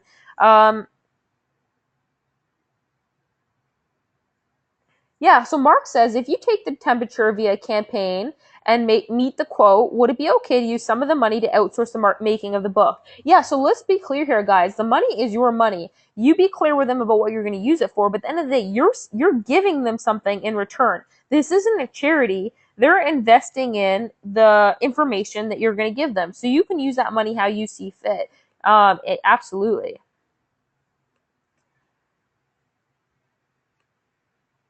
Okay, so Lincoln has a great question. Is an amateur video better than no video? It looked like the weight loss geek had no video. Yeah, amateur video is 100,000% better than no video. Campaigns with a video always convert better with campaigns that don't have a video. So that's really, really important. So just keep that in mind. I really want you to keep that in mind. And again, uh, it doesn't have to be complicated. 1 to 3 minute video, just being genuine, speaking to the camera and just saying, hey, like, this is the problem in the market. This is what I'm trying to solve. And here's who I am. Here's a little bit of my background. People connect with your story and your unique you. And if you're genuine about it, they will resonate with that. So an amateur video is definitely better than no video at all. So Barbara says, I have to say that I was not excited when I heard it was crowdfunding, but this has been great. This would have been really helpful before my Kickstarter, but we'll definitely do it again. Thank you so much, Barbara. Awesome. I'm so happy to hear it. Thank you for saying that. Let's see. Joyce says, does Indiegogo allow us to put affiliate links in the content? So, for example, if you create a book, can you put an affiliate link in that book? Is that your question, Joyce? If that's your question, the answer is yes. Again, Indiegogo doesn't dictate what type of product you create. You can create whatever product you want, and it's your product, your content to include whatever you want in it. Just always keep in mind, how can I provide value to my audience? And so there's lots of different ways you can do it. For example, I've just spent almost 4 hours training you guys on how to do crowdfunding, and I'm hoping that you guys got a lot of value. And one of the ways that I demonstrated that I knew I would provide value is by not asking, by basically making it a free webinar until you saw the content, and then you can cancel the payment if you don't like it. So you can't so much do that on crowdfunding, but what you can do is, be true to your audience and let them know, what it is you're going to talk about and that sort of thing. So I think that that's really important. So Kate says, huge value. It makes me love you even more. Thank you so much, Kate. I appreciate that. I really do. Let's see here. Colleen says, should there be an escrow system so that money is released on achieving milestones? I don't know if I should answer that question. If I'm the right person to answer that question, whether there should or not, it doesn't really matter because that's not how it works. Again, it's a trust factor, right? You don't want to make all these sales and then piss off your customers by providing a bad experience. So, those are things you don't need to worry about so much. Just go out of your way to provide value, and your customer will, appreciate that for you. So that's what I'd have to say. All right. So it looks like I've answered all the questions. I hope I have answered all the questions. Now, for those of you who are still here, hopefully, hopefully you guys enjoyed this content. I really appreciate it. And I just want to get a show of hands. One of the comments that Kate made was you should create a product on crowdfunding. And first things first is I just wanted to provide a training and kind of like give a ton of value and see if you guys even like this value. This is more than enough information for you guys to go and get started. But if I did create a product on crowdfunding, like a crowdfunding look-in or something like that, I just want to know, get an understanding for a sense, is there a demand for that? Is that something you'd be interested in, a crowdfunding product? So we're getting a lot of yeses. Okay, cool. So that's cool. So again, I've thought roughly about creating a product for crowdfunding, but most important thing is I wouldn't want that to detract from this training. This training has a ton of value. There's a lot that you can do with this training, and regardless of whether I create a crowdfunding platform or not, this is a lot of good information. If you've got questions about it, I'm happy to answer it. For those of you who are interested in learning more about crowdfunding, again, I haven't decided either way if I will make a product on crowdfunding or if I won't make a product on crowdfunding, but I am interested to know if there's demand. And so the best way that I can think about figuring out if there's demand or not is to basically do what I did here. So what I'll do is I'll put it out there to the crowd and ask you guys, is there interest in me creating a crowdfunding look-in where you'll look over my shoulder as I take, kind of like my other products, take a crowdfunding campaign from $0 to $10,000 in under 30 days. Again, my goal would be to do it within the first 7 days. Lots of hot seats and that sort of formula. So again, I'm not sure if I will create a product on crowdfunding or if I will do a crowdfunding look-in, but if there's enough interest, I will do it. So that's what I would say there. Same sort of formula as before. I would do case studies and kind of try to get as many people as I can to come on and do more interviews with people who have done six figures, take a survey from you guys on who you'd like to hear more from and that sort of thing. Kind of more hand holding. So if I did do crowdfunding look-in, again, the difference would be, this is all really good information. You can take all the information I just gave you today and you can go and you can create your own campaign. Right now, if I did a crowdfunding look-in, it would just be more hand holding, so more tailored with templates and more, one-on-one interaction and that sort of thing. So, so that's something more in-depth media training and stuff like that. So just really the formula. If you've been part of my webinar look-in or Facebook look-in before, I'm really big on transparency, and that's why I approached the webinar as I did. About, if you don't get value, you can cancel your payment and it's not going to go through, because I really want to make sure that you did get value. So same sort of thing that I'll do here with crowdfunding look-in. What I did was I put up a link. I don't have this for sale. I'm not saying I'm going to create this product. But if there is interest, what you can do is you can sign up. You're not going to be charged any dollars whatsoever at all. Basically, what I've done is I've made it $0 for 7 days. And if there's enough people who express interest by signing up there, then I'll think about creating a product. But like I said, I don't know if I'll create a product. I don't know if there's enough demand to create a product, and that sort of thing. So I don't want this to take away from the training whatsoever. I'm not going to do some sort of hard sell. That's not why I did this training webinar. The most important thing is that you guys got value out of the last 4 hours. If you did get value, if a crowdfunding look-in would be of interest to you, I usually sell these for $500.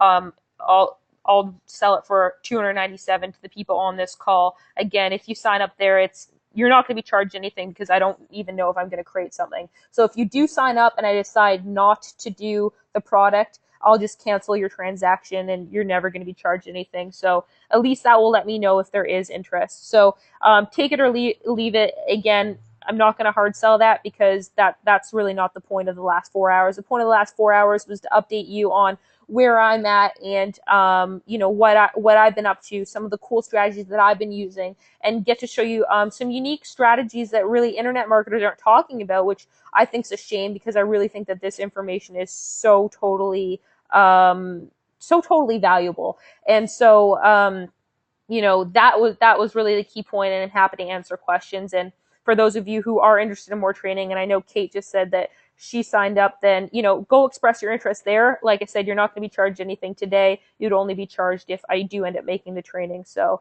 that's what I would say there. And let me just go through some questions here. Elizabeth says, kudos on being a major speaker at Dan Kennedy's Info Summit. Thank you. I appreciate that. Okay. Let's just go through here. Going through some questions.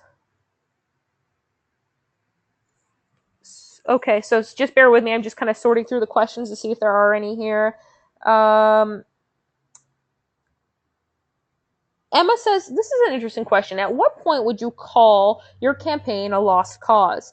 50% or less of your goal? That's really a personal question. I mean, I would argue that as soon as you've made a few sales, that this is a good indication that there's a market, because now it's just about finding more of that type of person, right? It's about establishing how can I get to more of these people. So, you know, it's tough. It's a tough call. I mean, I would hope that you would hit your funding goal, and I think it would come down to a number. If you have less than one sale a day, then I would be a little nervous. But if you're getting more than one sale a day, then I think that's a good thing. And again, if that translates into a few extra $1,000s for you, you need to decide, well, what is my measurement of success, right? So that's really what it comes down to.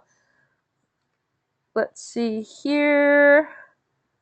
Okay, a few people are asking, they've said they entered their information, they're expressing interest on idealmeproductions.com/master. Will you send out kind of like a course outline of what you would talk about? Yes, if I decide to do this course, before any charge goes through, I'd make sure that I'd send out a course, a detailed kind of like template of what I'll go over in the training and that sort of thing, just to make sure that you're actually interested. Again, I'm not in the business of, it's value for value. If you're not interested, you're not interested, and that's fine. My big hope is you got value from the last 4 hours. But if you are interested, then sign up, express your interest there, and I'll make that decision in the next week. Like I said, it'll be the same format as my other programs. You'll be looking over my shoulder live as I take a brand new crowdfunding campaign from $0 to $10,000 in under 30 days. Really, really big point here is I won't use any of my existing assets. I won't use my mailing list or anything like that. So I'll do it as if I'm in the same position as you, contacting media and that sort of thing. So Joyce is asking, do I provide private training? Joyce, I don't. I don't provide private training just because there's just too much demand for it, and I'm in the process of launching a much bigger project right now, actually outside of internet marketing, which is really exciting. And so I just unfortunately don't have the time for it right now. Kate says, I'm going to take action on this and be one of your testimonials. Thank you, Kate. I really appreciate that. And let me know if you have any questions, of course. Laura says, great info. I was unaware of this possibility in developing my products. Awesome. Laura, guys, take action on this information, especially developing your list of media assets. I mean, what great advice, what great information. I'm going to be doing that for sure. Let's see here, just going through this.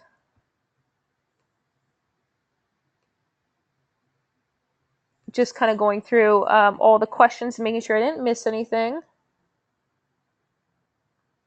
Okay, so Michael says, besides money, what would be the top 5 reasons and benefits to use crowdfunding over other marketing strategies? It's number 1, don't waste your time. You're saving so much time by doing this. You're able to pre-sell your product before actually making it to see if there's an audience. So that's de-risking your project. Number 2 is credibility and authority. As we talked about with traffic and the media and that sort of thing. Number 3 would be leverage. You can use this to get TV deals. You can use this to get investors. If I do crowdfunding look-in, what I'll do is I'll invite one of the top Bay Area, Silicon Valley venture capitalists on the call, and we can do an interview with him too and ask him about his approach of, funding companies that have been successful on Indiegogo or something like that. But it's really that leverage, is taking your business to the next step. I mean, this is serious stuff. This is about building a really profitable, serious business that can really set you free financially. Like, I hate to say it, but a lot of internet marketing, like, suggestions for launching a product, it's still short-term income. Maybe you can make a few $1,000s here and there, but you're not building a real business. And so this is really about building a real business. Let's see.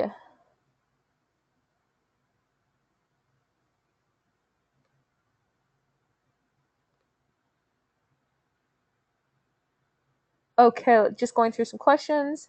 Yes, so you guys will get the recording of this. Absolutely, I'm going to send this up. Don't you worry. I'll send you a recording as well as some notes. Okay. Now, guys, I do want to give you an email if you feel like you didn't get value from this training for the last 4 hours. I mean, I really hope that you did get value over the last 4 hours. I really enjoyed doing it. Then shoot us an email at info@idealme.com, and I'll put that in the chat box. And just in the subject line, put I did not get value out of this training. Please cancel my charge. Okay, so again, hopefully I've maintained my reputation of just being transparent sort of marketer. If you didn't get value out of this training, then I don't want to charge you for the training. I genuinely do want to help you get results. So, if you really do feel like that there was not even anything that you can use in here, then send us an email, but I'm hoping that you did. And so Joyce is asking, can you pick a couple of students from the training course when you do the if I do the training course? Yeah, absolutely. We'll do hot seats. In fact, I'll make sure that every single person gets a hot seat in the crowdfunding look-in if we do it. So I'll work with you and do it in front of the audience and get you some really good feedback. Joyce has got a great suggestion. I hope to see some unsuccessful cases, not just the successful ones. That's a really good idea. Oh, RS has, I wonder if I could use crowdfunding to sell products in my local market as a local business owner. Absolutely. Actually, my brother ran a crowdfunding campaign, and his was just to the Michigan market. And so it's just about finding Michigan press and press in that particular area. So definitely you would. Okay, Paul's asking, where do I get the replay? I'll send you a link. I need to like render it and do all that, annoying tech stuff, and I'll do that tonight and get that out tomorrow. Kate says, this webinar is easily worth so much more than you charge. I love that you innovate and zig when others zag. Thanks again, Britt. This was incredible. Kate, I really appreciate that. I wouldn't have done a 4-hour training if I didn't really, want to give you guys a lot of value. Obviously, I got started a little late, and I'm sorry about that. I, literally about 10 minutes before I got on this call, I found out about immediate families passing away. So it was kind of a little bit not the most ideal timing, but I'm really glad that I got on here. I'm really glad that I shared this information because I definitely always love interacting with my customers and the people on my list. And like I said, I hope you got value out of that. So again, for those of you who are interested in a crowdfunding look-in, just go sign up at idealmeproductions.com/master. Again, you're not going to be charged. I don't even know if I'm going to create the product yet. If I do, I'm going to take the $100 off that you've invested in this training and apply it to that. So it's only $297 if I do end up doing it. But again, I'm not too sure. So just express your interest. Again, you can cancel it at any point before the charge goes through. I'm not going to put any charge through in the next week. And that's only if I decide to do it. So there you go. So I think that, so someone's asking, can you reimburse the $100 if someone goes for the 297 training? So like I said, regularly I sell this for $500. So I'm taking off $200 for you guys just because it's early. And again, you're taking a risk because I don't know if I'm going to even create the product yet. RS says, if you make it to Vegas, please email me ahead. Take you wherever floats your boat. Sounds good to me. Michael says, who would ask for a refund? That's a good question, Michael, but still, I just, want to be transparent. I said, if you don't get value out of the training, we're going to cancel the transaction. So, if you don't get value out of it, then please email us. And, but I'm hoping you do. And likewise, if you got value out of this training, please send me an email, info@idealme.com, and let me know what your favorite part is. And, if you want me to do more of these types of things, because I definitely would like to do that. So guys, on that note, I thank you so much for being here, and I thank you for just showing up and, being here 4 hours. That's crazy. I mean, most people stayed on for the full 4 hours, which is awesome, and hopefully that's testament to you guys getting some good information. So thank you, thank you, thank you.